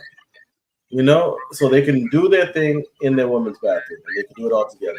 Now you got, I like your term, heebie-sheebies. They want to go in. They want to go use the women's bathroom now. Like, you're defeating the purpose, the whole purpose was to keep this from happening. I remember there was a couple times I wasn't paying attention. I walked in the girl's bathroom, and because I just grabbed one of the door because I had to piss, I wasn't thinking. And I came face to face with a woman, and she screamed bloody murder. As I ran out there and tried to say, "Lord, I hope nobody caught me doing that, so I don't look like I'm this type of person that went to go use the bathroom normally." But now, like, if you scream, it's like whatever. No, but again, listen, with this feminist world, with these women saying they're independent and they can protect themselves, they don't need men. You know what? Good part of me is like, enjoy. Well, but the particular conversation that Dedrick is referring to, this person was pretty much saying, well, what if this person is totally transitioned? Like you don't know that this person is a male in the women's bathroom. So what difference does it make?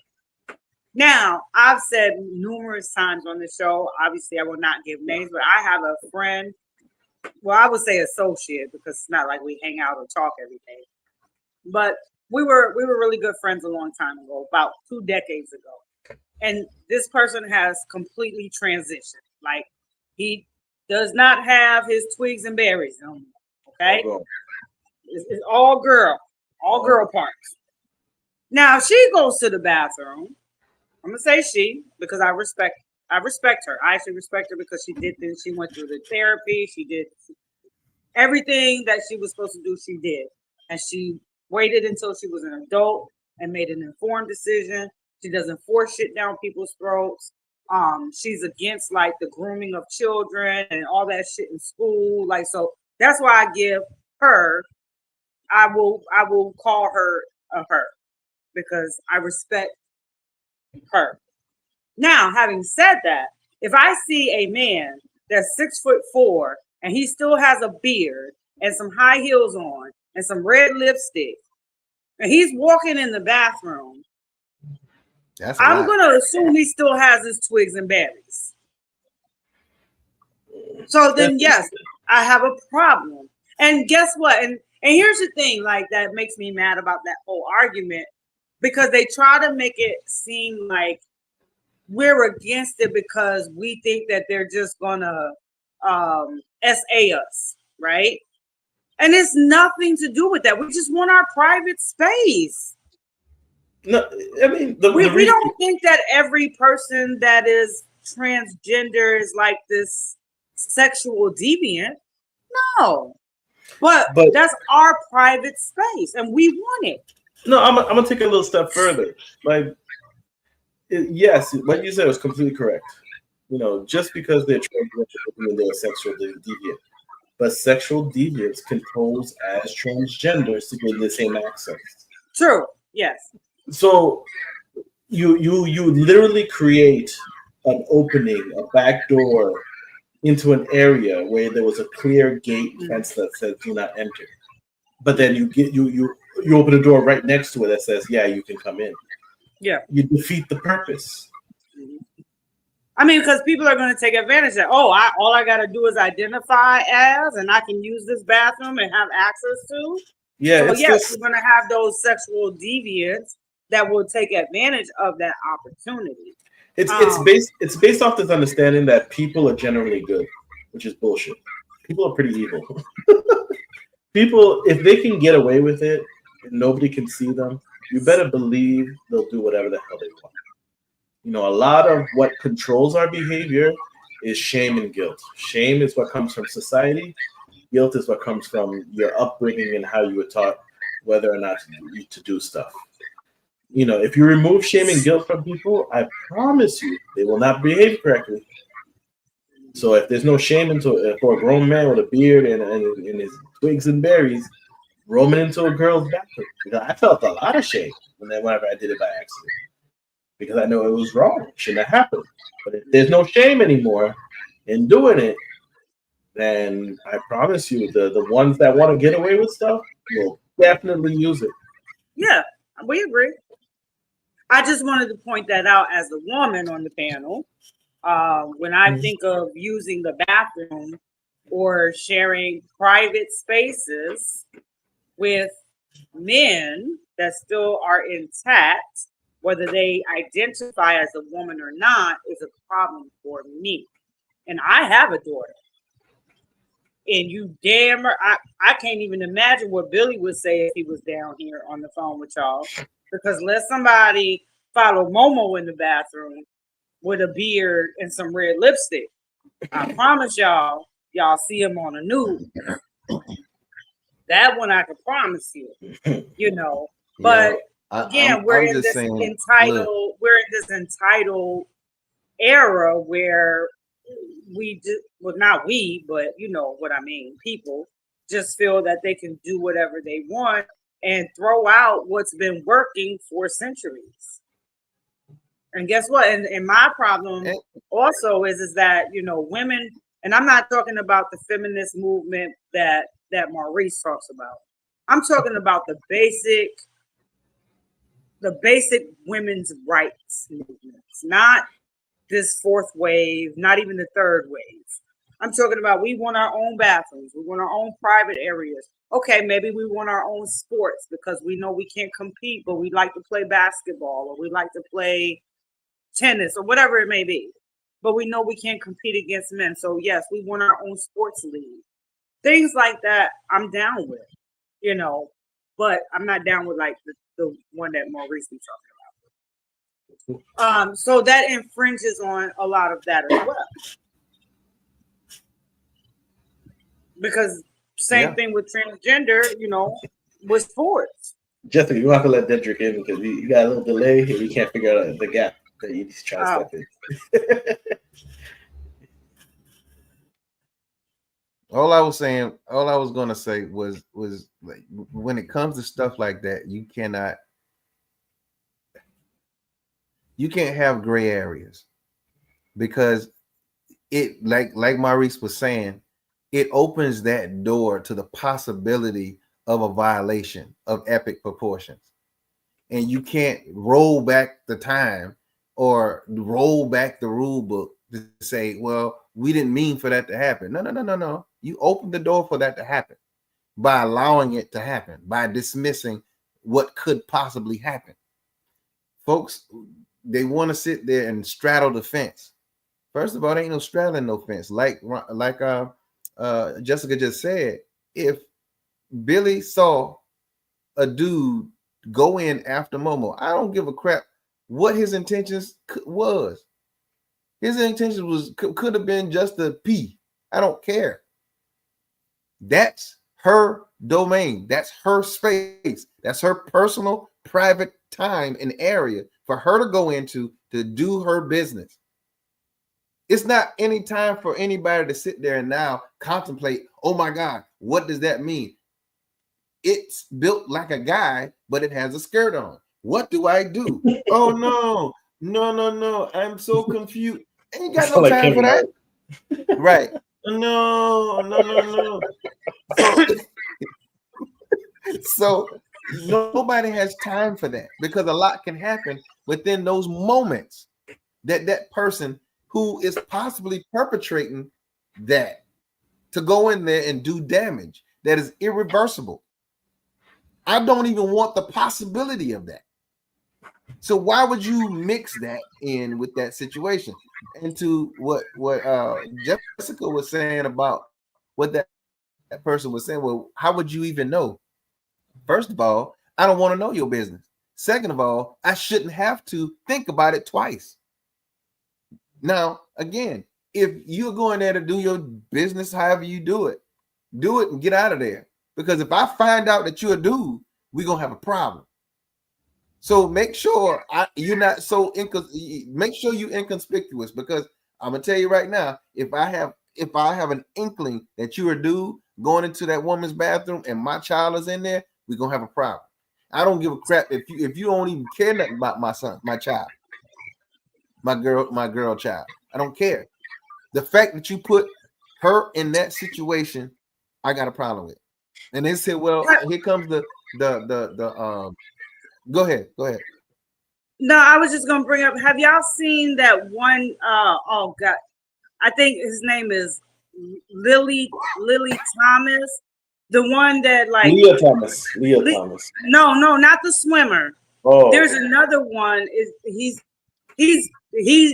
claims to be trans, but you can clearly tell he's a dude.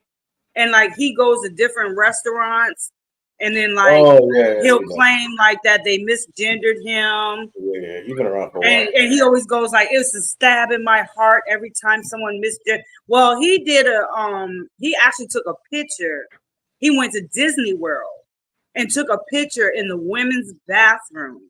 Yeah. And he's actually being sued now, from my understanding.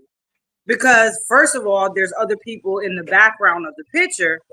But he even literally said in his commentary like that he stands up to pee, but he used the women's bathroom, and then was saying like trans people feel more scared to go into the women's bathroom because of judgment than women are scared of transgender women.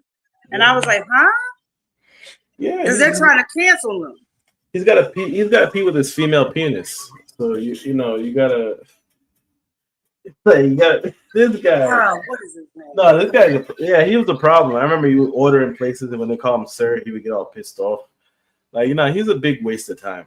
Big waste of time. Yeah, but I'm saying is a lot of people do that though. They do that. Yeah. No, there's that was the AGP. I don't know if you heard of AGP, autogynephiles. No. What? Autogynophilia. It's a condition, right? It's in the spectrum of gender dysphoria, right? Autogynophilia. If you auto means yourself, gyno means woman, philia means love. So it's this concept of dressing up as a woman, and it's actually a sexual fetish for you to dress up as a woman in public and have people address you as a female in public. That guy is a clear case of AGP because you could tell at AGP because they actually don't make much attempt in becoming transsexual or transgender. They don't actually try to. They just put on the adornments of being a woman, and then they want people to address them as a woman without really. Yep. So that guy. So they're not even really considered transgender. It's kind of more like a Buffalo Bill thing, where like they just dress in drag. Silence of the Lambs. Right. So based on what I've studied, there's drag, which is purely performance, right? That's the whole point of drag, performance. Yeah. There's your AGP, which they basically take the world as their stage, instead of just secluding it off into one aspect of their life. And they actually get sexually satiated from the whole process. Right. Then you have transsexuals, which is the ones that actually went through the surgery completely, fully through. And then you got the transgenders. These are the ones that just identify as. Oh, okay. So you just taught me some. So transsexuals are labeled as they have gone through the process. So then the transgender people, if they call themselves, they haven't gone through the transitioning of becoming the opposite sex. Right, the transgender could go through surgery. It's just they're the main proponents. The idea or the concepts or the philosophy, the ideology is the whole. If I am, what is a woman? A woman is whatever says they is a woman. That comes from transgenderism. Is where that comes from, because you don't have to go through that process, but if you want to go through that process, you can. Where transsexuals actually they change and they become the opposite sex, or they surgically modify themselves to appear as if they're the opposite sex. Okay, thank you for that. I learned something new. Like Buck, I don't know if you're familiar with Buck Angel. No. Yeah, Buck Angel is a trans man. So she was a woman, currently is a man, did all the surgeries. Then there's Blair White. Are you familiar with Blair White? That name sounds familiar. Yeah, Blair White. If you look her up, I even have a hard time not saying her Very convincing. Very convincing. I'm telling you, if Blair White walked into a girl's bathroom, I'm not saying anything. It's just not. Because I wouldn't know. Unless Well, I knew. that, I mean, that's like my well, that's like my friend. Obviously, I'm not gonna put her on blast, but she looked better than me. I'm telling you, they look fit, bro. Fit. They would be getting dudes I'm in trouble, dead man. serious. Like Dudes in I'd be trouble. like, when you gonna come do my makeup? Because why you Blair look White. better than me? Blair White. Oh, okay. I have seen her before. Buck Angel's pretty convincing too, until she speaks, and then you're like, oh. Matter of fact, my friend has a sister. She looked better than. Well, I'll say he just for context. He looks better than the sister. Yeah. You put a picture of them together, he looks more like a woman than the sister does, and I'm like, well, shit. Matter of fact, I remember I showed Bill. Look, I showed Bill. I ain't gonna lie. I wanted to see what Billy said. I said, Billy, look at my friend. Is she pretty? He was like, oh yeah, she's real pretty. And I was like, look at this picture. And he was like, oh yeah, she's very pretty. Oh, that's you grew up with? I said, yeah. I said, but it's a he. And he was like, get the fuck out of here. But you traumatized them just like I was traumatized that episode. I think it was like an episode of Sarah Jesse Raphael. What's her name? What's that name of that show? You remember that show? That's with Sally Jesse Raphael. Yeah, Sally Jesse Raphael. And there was like, was I born a man or a woman? And then there was these people. I was like, oh, that's definitely a man. And I be getting it right. I'm like, oh, that's definitely a woman. And then I was born a man. I was like, oh, hell, that joke traumatized me as a kid. Traumatized me. I didn't trust anybody. I remember seeing a lineup of chicks like that, and it pissed me off when it was revealed later it was a man. I was pissed off. I was like, "Are you freaking serious right now?" Yeah. I was like, "Yo." And then, now I will tell y'all. I will say this. Now I know that things are changing under Trump and stuff like that. But what I can say is that this friend of mine, their birth certificate, their driver's license says female. Their passport says female. They should not do that. So if you were to meet this person, and even if you said, oh well, let's say you was just trying to check and you sneak in her purse or something, or let's say she left her ID out and you peek at it, but it says F for female. That don't mean nothing. Because they can actually change it. Now, like I said, I know, like, for example, I do know that passports have been changing because a lot of trans people have been complaining about that, where they're applying for passports and they put down female, but when they send the birth certificate and stuff, because you got to have all of that, they send them their passport and it says male, and then they're having a full down meltdown. Enjoy your meltdown. Listen, they should not, in no circumstances, change a birth certificate. They should not change no freaking ID or anything. What you were born as is what you are. I don't give a crap what you identify as. I really don't. They should not have ever started doing that. They should not have ever started. I was just putting out the public service announcement for the brothers. Yes, sir. Because I know a lot of brothers be like, look, this is what you need to do. You need to find a childhood picture. You can meet a mama. Something. But don't trust the ID. That's all I'm saying. Well, this is the problem with the modern dating culture. You'll hook up with the woman. What I'm saying to you is this. What I'm saying to you. Oh yeah, I knew we were gonna stop. Yeah, no, this is the problem. This is the problem with the modern dating culture. Is cats they be sleeping with whoever and just messing with whoever without ever getting to know where this person came from, who this person's family is. Like, if you once you get to a certain point where you actually know where these people came from, ain't none of that fooling you. None of that stuff. Because that would make that whole entire community that knows this person co-conspirators. Most likely, they're not going to agree to be co-conspirators. There's going to be one or two. One or two of them be like, yo, bro, come here. I got to talk to you. But hold on, and I will. So I'm gonna say this, and I know I'm not talking about y'all. I'm not talking about Billy. I'm not talking about the majority of the brotherhoods. Okay. However, you have a lot of men who are on the DL. Yeah, got that They problem. know damn good and well that they're men.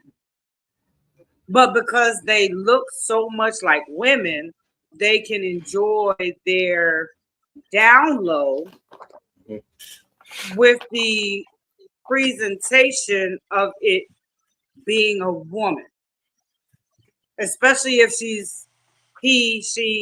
is really good looking as a woman. Does that make sense? That makes perfect sense.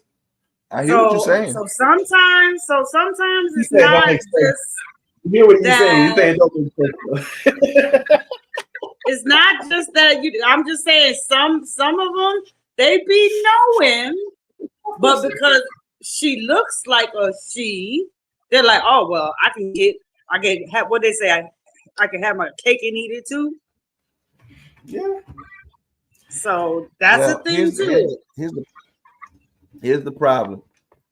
For those of you who are listening, who feel like you don't have to tell heterosexual men that you are a transsexual or you were born a male, I will not have any pity. I will not feel any kind of way if you end up Rub up. somewhere undesirable. I'm telling you that right now. Because it's Because also it's deception. It's a violation. it's deception. And my thing is that we as heterosexual men, you cannot tell that man how to react when that man has been intimate with you or sexual with you in any way or anything, and you did not disclose that you were born a male. I don't give a crap what you feel. You need to understand that when a man blacks out on you, you're gonna get what you get. You don't get the dick. Well, he shouldn't have, because that happened. That happened, and in the comments, well, he shouldn't have unalived her. He shouldn't have done. How you gonna tell that man what he shouldn't have done when you purposely deceived that man? Deceived them. One thing, And then you know on. within conversations that man want to have children. That man want a legacy. Then now you force this man to feel something for you. You forced this man to do whatever y'all did. You've kissed that man in public, around his family, around his friends, and then it comes out later on that you were born a male. Do you not understand how that hits a man? No. I'm You gonna tell you. don't. I'm gonna tell you the reason why people tend to skip over that a lot is because one thing we don't talk about, or we've been shamed to talk about, is how straight men find homosexual concepts disgusting and repulsive. We find it repulsive, and you're not allowed to say that. Like, there's nothing, like, the thought of it is disgusts me. Y'all do you. I'm not saying I'm disgusted by you. I'm disgusted by it. Right? Like, if I see someone, I mean, even I put it in the same realm as the way everybody out here talk about how eating ass is the greatest thing in the world. I find y'all disgusting for doing that. Don't tell me you do that. I don't. That is nasty. Same thing like the sexual act between two men. It is for straight men, we find it repulsive. Now you've done forced that concept onto us now. Yes. Well, And I was gonna just add that the friend that I refer to, granted, remember, I'm telling you what I'm 48 now. I've known this person over 20 years. And this was before this person had transitioned. And he still looked like a she. Like when she dressed up, looked like a damn she. And when we would go places, she would not disclose that she was a man. yeah, And I used to tell him all the time. Back then, I said, stop doing that shit. I said, you're going to find yourself either getting hurt really bad or worse. And I will never forget, I got a phone call one night, well, might as well say morning, because it was like 2, 3 o'clock in the morning, for me to go and get this person because this person did not disclose their biological sex. And then when something was about to go down, that other person noticed the biological sex and stripped that person naked and beat them up. And it could have been worse. And I went and got him. And I said, and this is why I tell you to stop doing that mess. I said, you could be dead right now. But I said, you're lucky that I can pick you up. But one concept. But guess what? That person never did it again. I promise you that one. I mean, that's good. I'm glad they learned that lesson. Hard way to learn it. Yeah. At least they learned the lesson before it took their life. One thing you have to understand, the reason they go about doing that without telling people is because it kind of defeats the purpose. The whole purpose is for them to be accepted as women. So if you just go out and say, you know what, I'm actually a man, it just defeats the whole purpose of why they did everything they did in the first place. So that's why they don't want to say nothing. And it's like I was saying earlier, it all comes down whether it doesn't really matter as much as if you did it. It's whether or not you got caught. So they feel like if they can get away with it without getting caught and get all the attention and all the social interactions of being a woman, and they didn't get caught, it's like they got away with it. But eventually things progress in life. Wherever you start, it's not where you finish. So you hop on this track, and it's a game. It's gonna take you to a certain spot. You hop on this track, take you to a certain spot. Now, if you gotta learn to not go all the way, and some people don't have that self-control to stop going all the way. Because when it gets to that certain spot where it's mostly intimate, you're gonna end up in big trouble. Well, and that's what, and I want to say this, and that's where something that Dedrick said is very important as well. Even if you are someone who is transgender and you have completely transitioned, you have a vagina, you have boobs, you got it all, you still don't have a uterus. So you still have to be honest with, especially if, let's say you didn't tell them, which I still think is wrong, don't get it twisted. But let's say you didn't tell them. And I think we've seen a couple of stories like that where they never told the man, and the man is like, well, why can't my wife get pregnant? I want children. I want children. Why can't you get pregnant? And then, God forbid, y'all go to the fertility clinic and y'all sitting there together as husband and wife, and the doctor come in and he's like, well, the reason y'all can't have babies is because your wife is a biological man.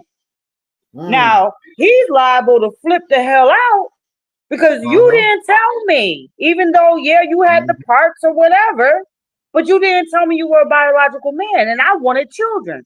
Now, I done wasted 5, 6, 7, 8 years with you. Yeah, you should be able to press charges. And you weren't honest with me. Yeah, you should be able to press charges. Yeah. Sue them. You should be able to throw the whole book at them. But but I mean, I'm speaking to the same world that doesn't believe that paternity fraud should be prosecuted, right? This is the same world we're living in, where women can get away with sticking babies on men, and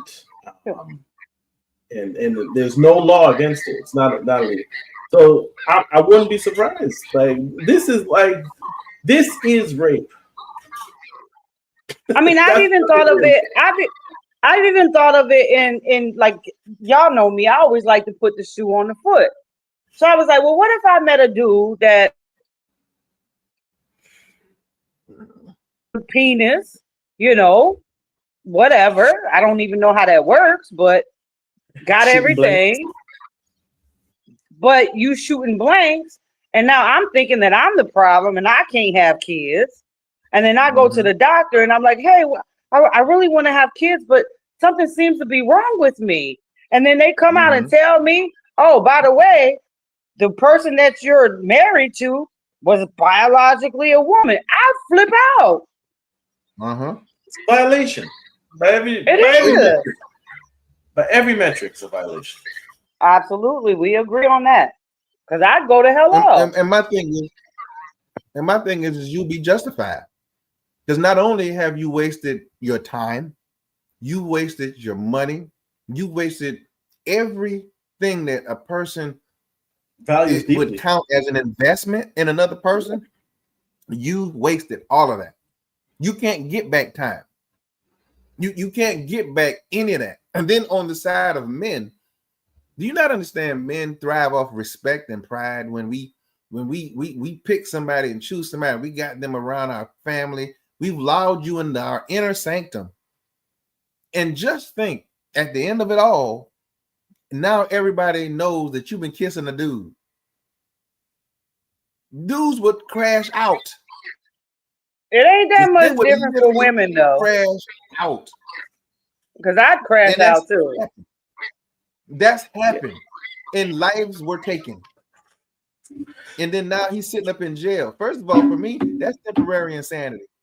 First of all, you cause somebody to literally lose their stuff because you chose to be dishonest. And that person who could have been living a totally ridiculously happy life with children now you've wasted this man's life. You've made a mockery out of him. You have embarrassed him, ostracized, and you expect him to just be like, man, that's messed up, and just walk away. Really? Yeah. Well, on that note, actually, I gotta roll, so I'm gonna walk away from this conversation. It was a pleasure. Yeah, I'm looking at the time. We started late, but okay. But thank you for coming. We're gonna close out. All right, yeah, we're gonna go ahead and close out. And whatnot.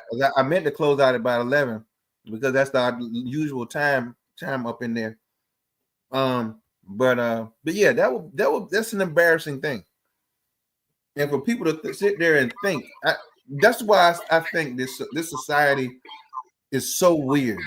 This society is so freaking weird and mentally retarded. And people used to say, well, don't say retarded. No, I'm gonna say retarded. You are mentally out of your freaking mind to think that that's an okay thing to do. Just like with these women thinking it's okay to deceive a man to say this is his child when you know there are 2 or 3 other dudes out there. It could be a possibility. And now he's wasted his money, his life, his resources, his everything to support a child and a woman who was deceptive to him and a child that doesn't even belong to him.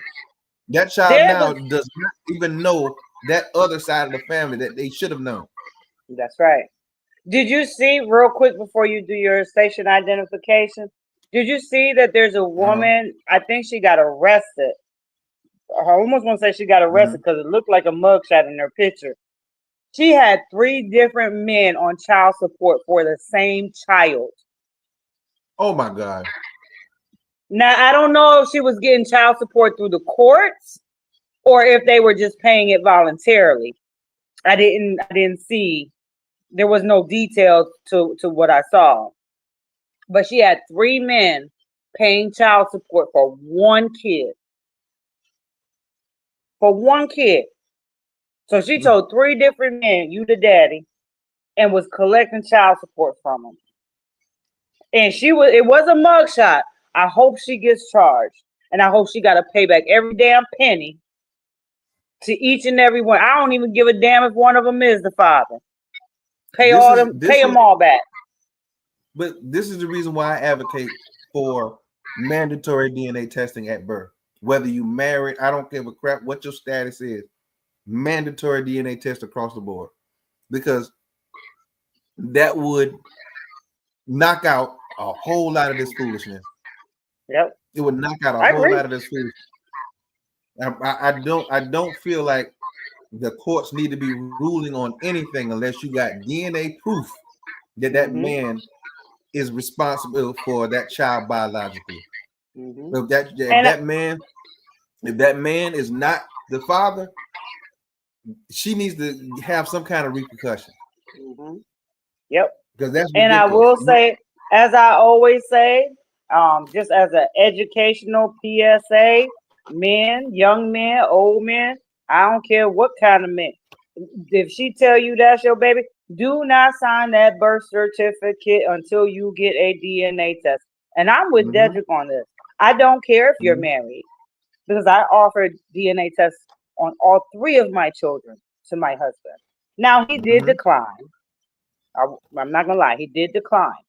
But mhm. I did it because I wanted him to have the certainty the same way that I have the certainty. Baby came out of me. I watched him cut him out of me. I know it's my kid. Right. You don't know it's your kid. I done went to Mhm. work. I done went to the grocery store. I mean, unless you got your woman shackled to the radiator in the basement and she don't see the light of day, Mhm. I'm sorry. And guess what? And I'll say this and then I'll let you do what you do. Guess what? In this day and age, you don't need her permission. Go to freaking Nope. CVS, Nope. Walgreens, Walmart, and get one of them swabs. Swab when she in the shower, swab that baby, send it off, pay that $150 and get your results. Now, Mhm. just for educational purposes, you cannot use that in a court of law because there is no what is it called, transfer of identification. Mhm. So what I mean to say is like, when you go to like lab core or something like that, you have to present your identification and a birth certificate, things like that. Obviously when you're sending it off, you're not you're there's no names on it, so you cannot use that specifically in court, but you can use that as a stepping stone to say that this is not my child. Now I'm requesting a Mhm. official DNA Right. um Right. Right. paternity test through lab Uh-huh. courts because I did my own and this is my result. We just need to verify that. So men, don't Right. sit here and think that you got to ask your woman and she got to give you permission. No, go get it done yourself. But remember, that's not going to uphold in court. But that is your starting point and your starting vantage for you to request an actual laboratory DNA test. Do not sign any type of paperwork until you get that DNA test because once you sign that paperwork, you are legally obligated to take care of that child, even if it comes out not to be yours. Say it again. Some Say it courts, again. some courts will let you off, but it's gonna take you money. It's gonna take you time for you to get removed off of that birth certificate. It's gonna be a headache. So save all your time and your energy and just get the DNA test before you sign anything. And this is coming from a married woman who, again, offered all my children are a carbon copy of my husband. So, but he also knows to this very day that if he wants to go get one, baby, if you ever doubt it, go get it. I don't give a damn. Go get it. Don't care because I have nothing And to that, hide. mhm. And I sincerely hope y'all listen to what she just said. I went through it. So you guys, to save yourself, I don't give a crap what you feel. This ain't about your feeling. This is about you having concrete, in black and white proof that your seeds are yours. If they're not, do not let your mama say, well, that's our granddaughter. No, it's not, mama.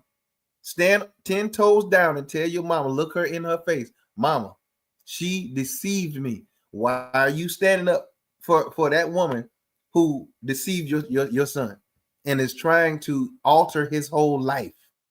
I don't care what you feel about this child. This is not our blood. The thing that pisses me off when I watch some of these court cases and stuff like that is the mama coming in here telling me, well, we still gonna be there for no mama, no, we ain't. Because I'm gonna tell you right now, I would have told my mama straight up, no, no, we're not, mama. I know that's That right. child belongs to a whole nother family. And that Hmm. family needs to know their grandchild. Hmm. That family needs to know their niece, their nephew, their whoever it is, whatever. Possible That's siblings. unfair. That is not fair.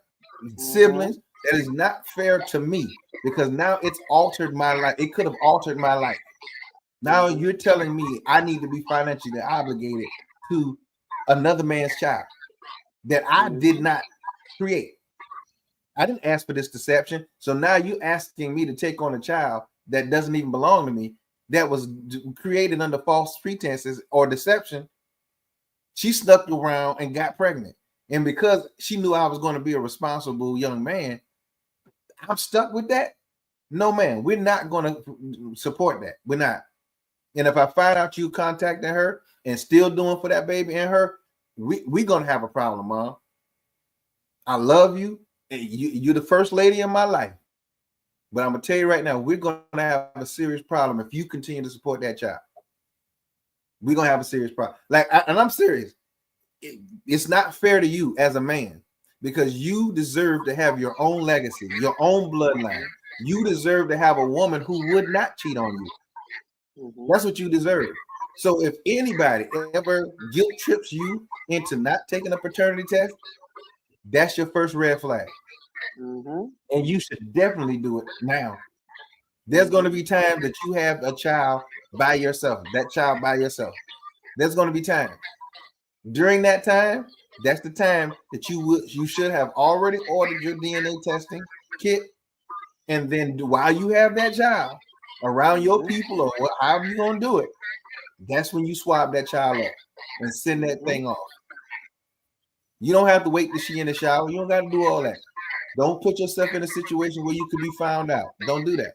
But order your test kit. If you have any doubt whatsoever, I'm talking about a fraction of a doubt, you order your DNA testing kit.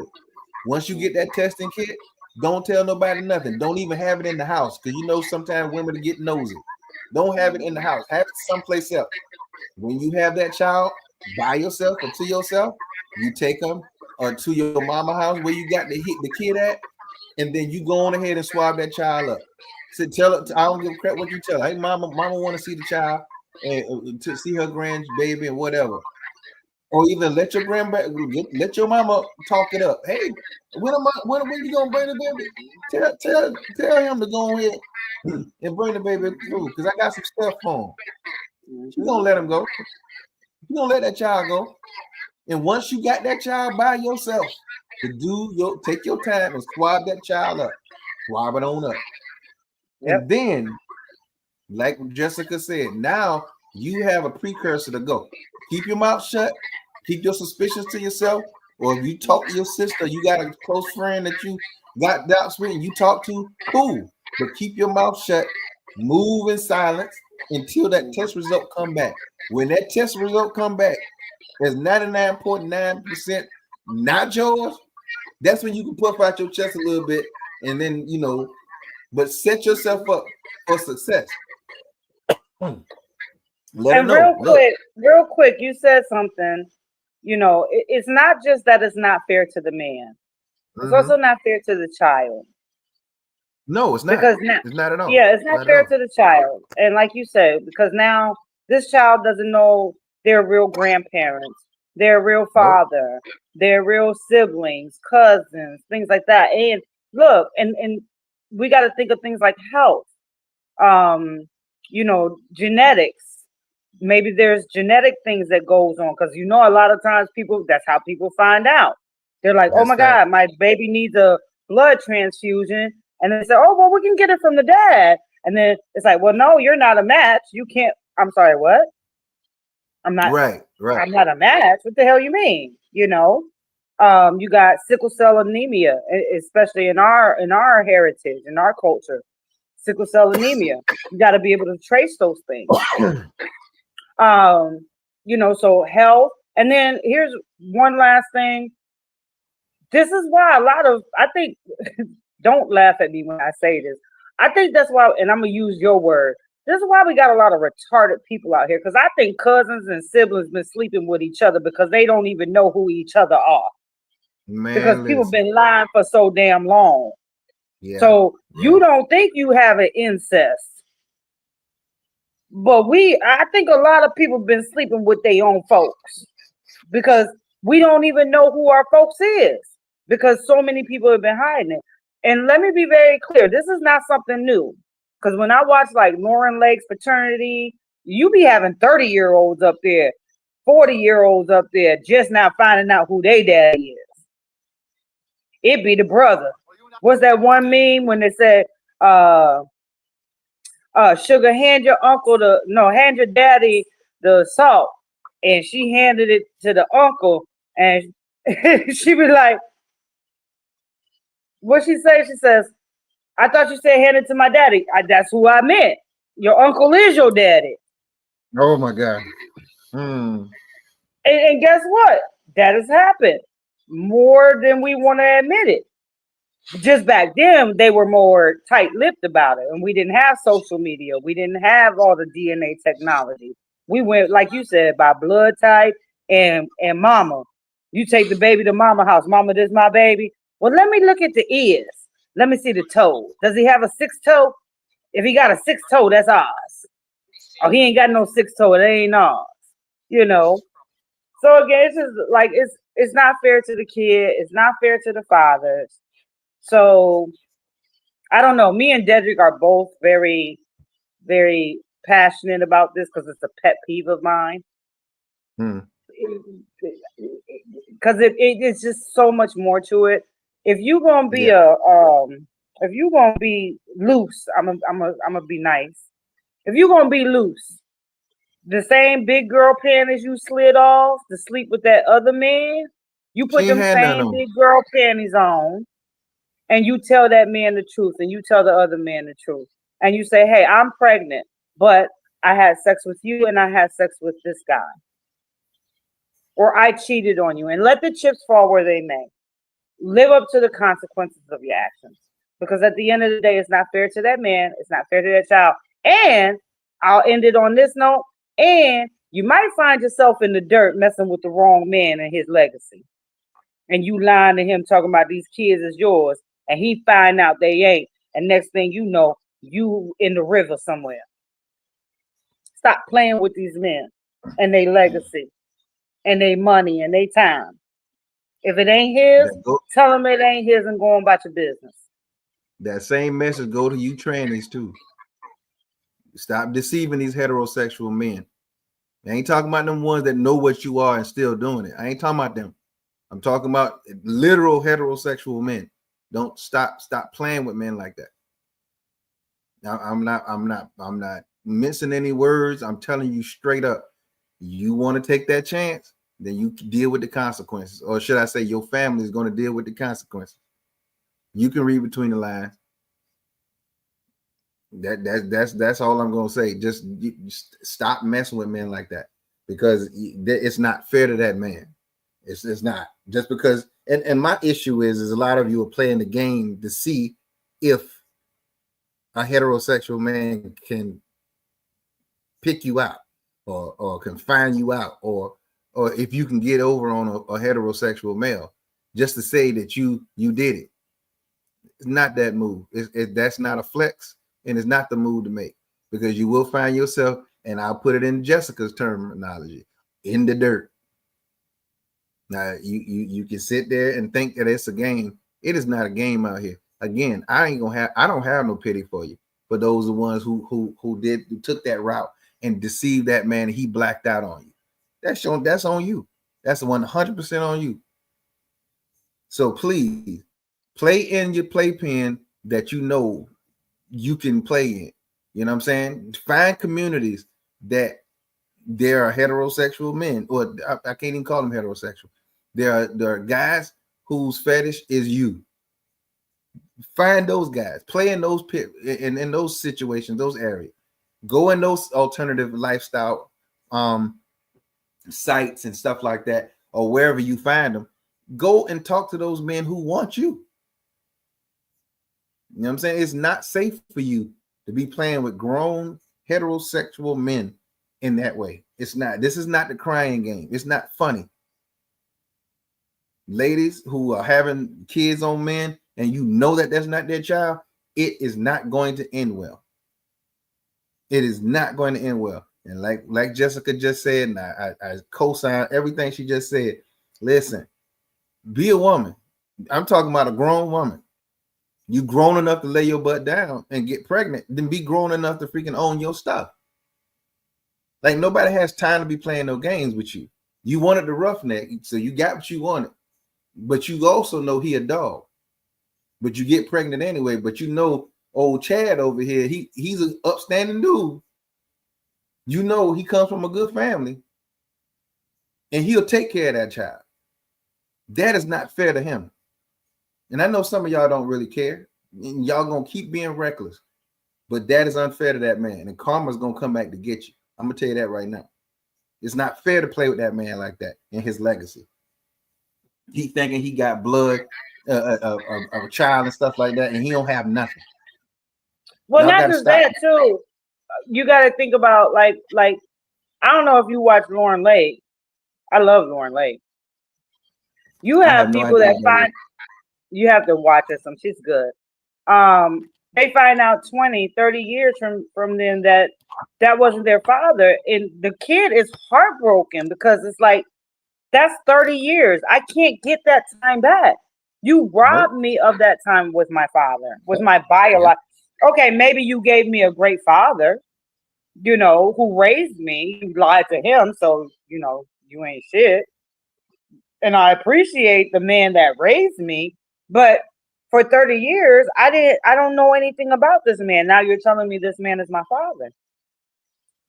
I have you know, maybe they have kids, and it's like, well, you have grandchildren. It goes so deep. So again, you know, stop being selfish. And I'll say this last thing, and I'm gonna shut up. As a woman, we know who the hell we sleep with and when we sleep with them. That part. You know damn good and hell well that you slept with 2 people, 3 people, 7 people in from May 17th to May 23rd. And that was your time of conception. So you knew that there was a possibility that there could be one or another father to your child. So just be honest with those people. We know. Don't let women fool you. We know who we sleep with. Unless you just, hell, I'm going to say it.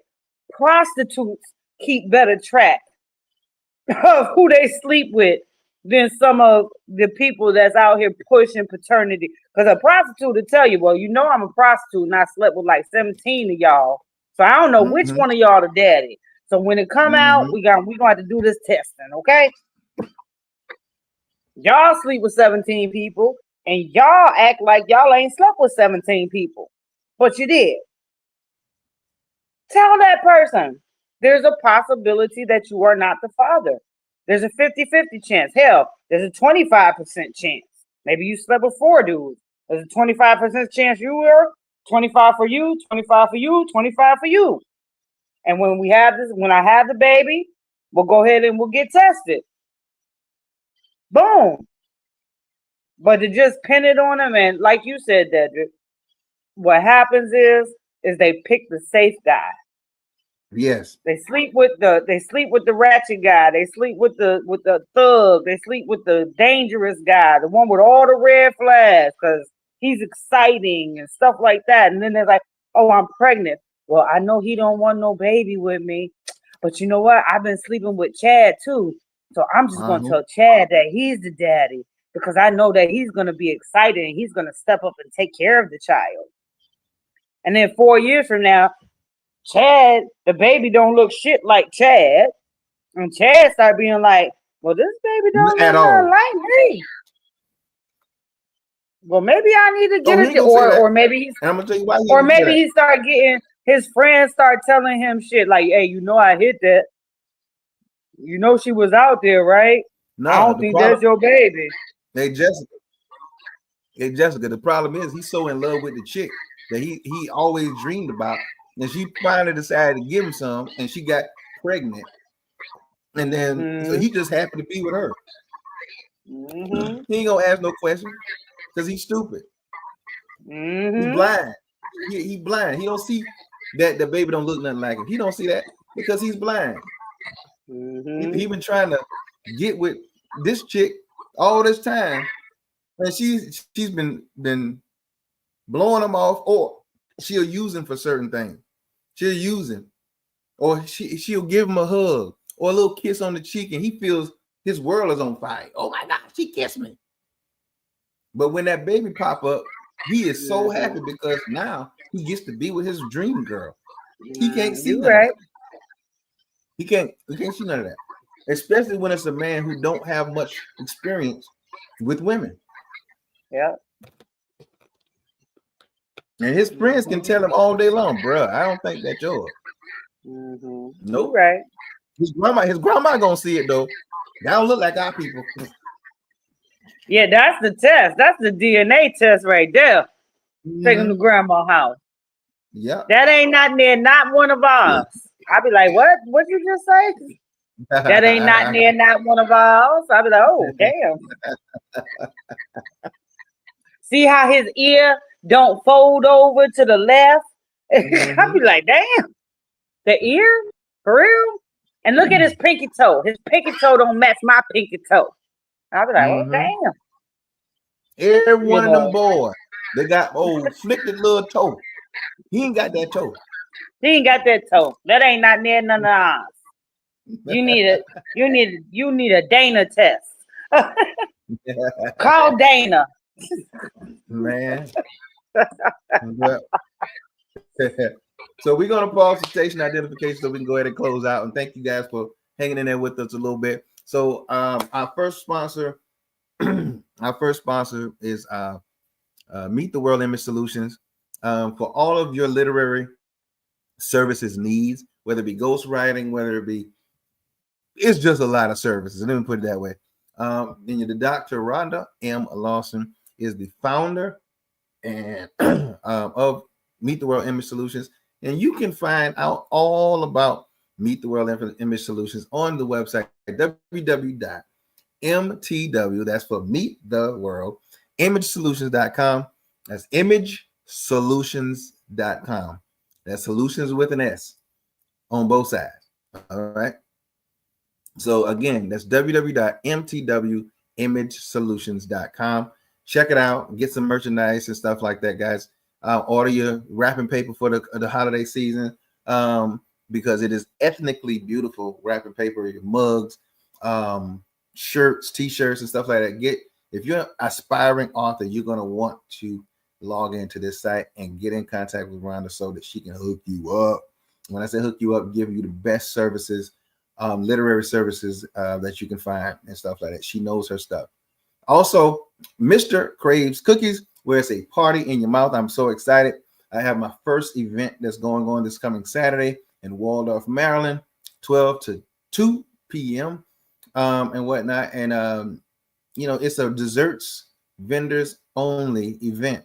We're going to be having another part 2 to it. We're going to have even more vendors and whatnot on November. Now, the tentative date is November the 1st. And if it's not going to occur on that first Saturday, it's going to be occurring on that second Saturday of November 2025 this year and whatnot. And we're going to have a great time. So, guys, please make some plans. You can find more about these amazing cookies and bars. There's 54 different kinds of cookies and bars. Check me out on Instagram. Ask me for the updated menu. Follow me at Mr. Craves Cookies. That's MrCraves Cookies on Instagram. Thank you guys for stopping through. And we gonna say goodnight. That's what we gonna do. You gonna say goodnight? You gonna say goodnight? I'm gonna say goodnight. And sorry I wasn't on camera today much, but it was a long day. Matter of fact, you know what? I'm gonna tell you a secret. When I gave Billy the phone, I ran upstairs and took a shower because he was cutting wood and chicken and poop and ducks, and I had to go take a shower. Yeah, so, you had a crazy one. You had a lot going on.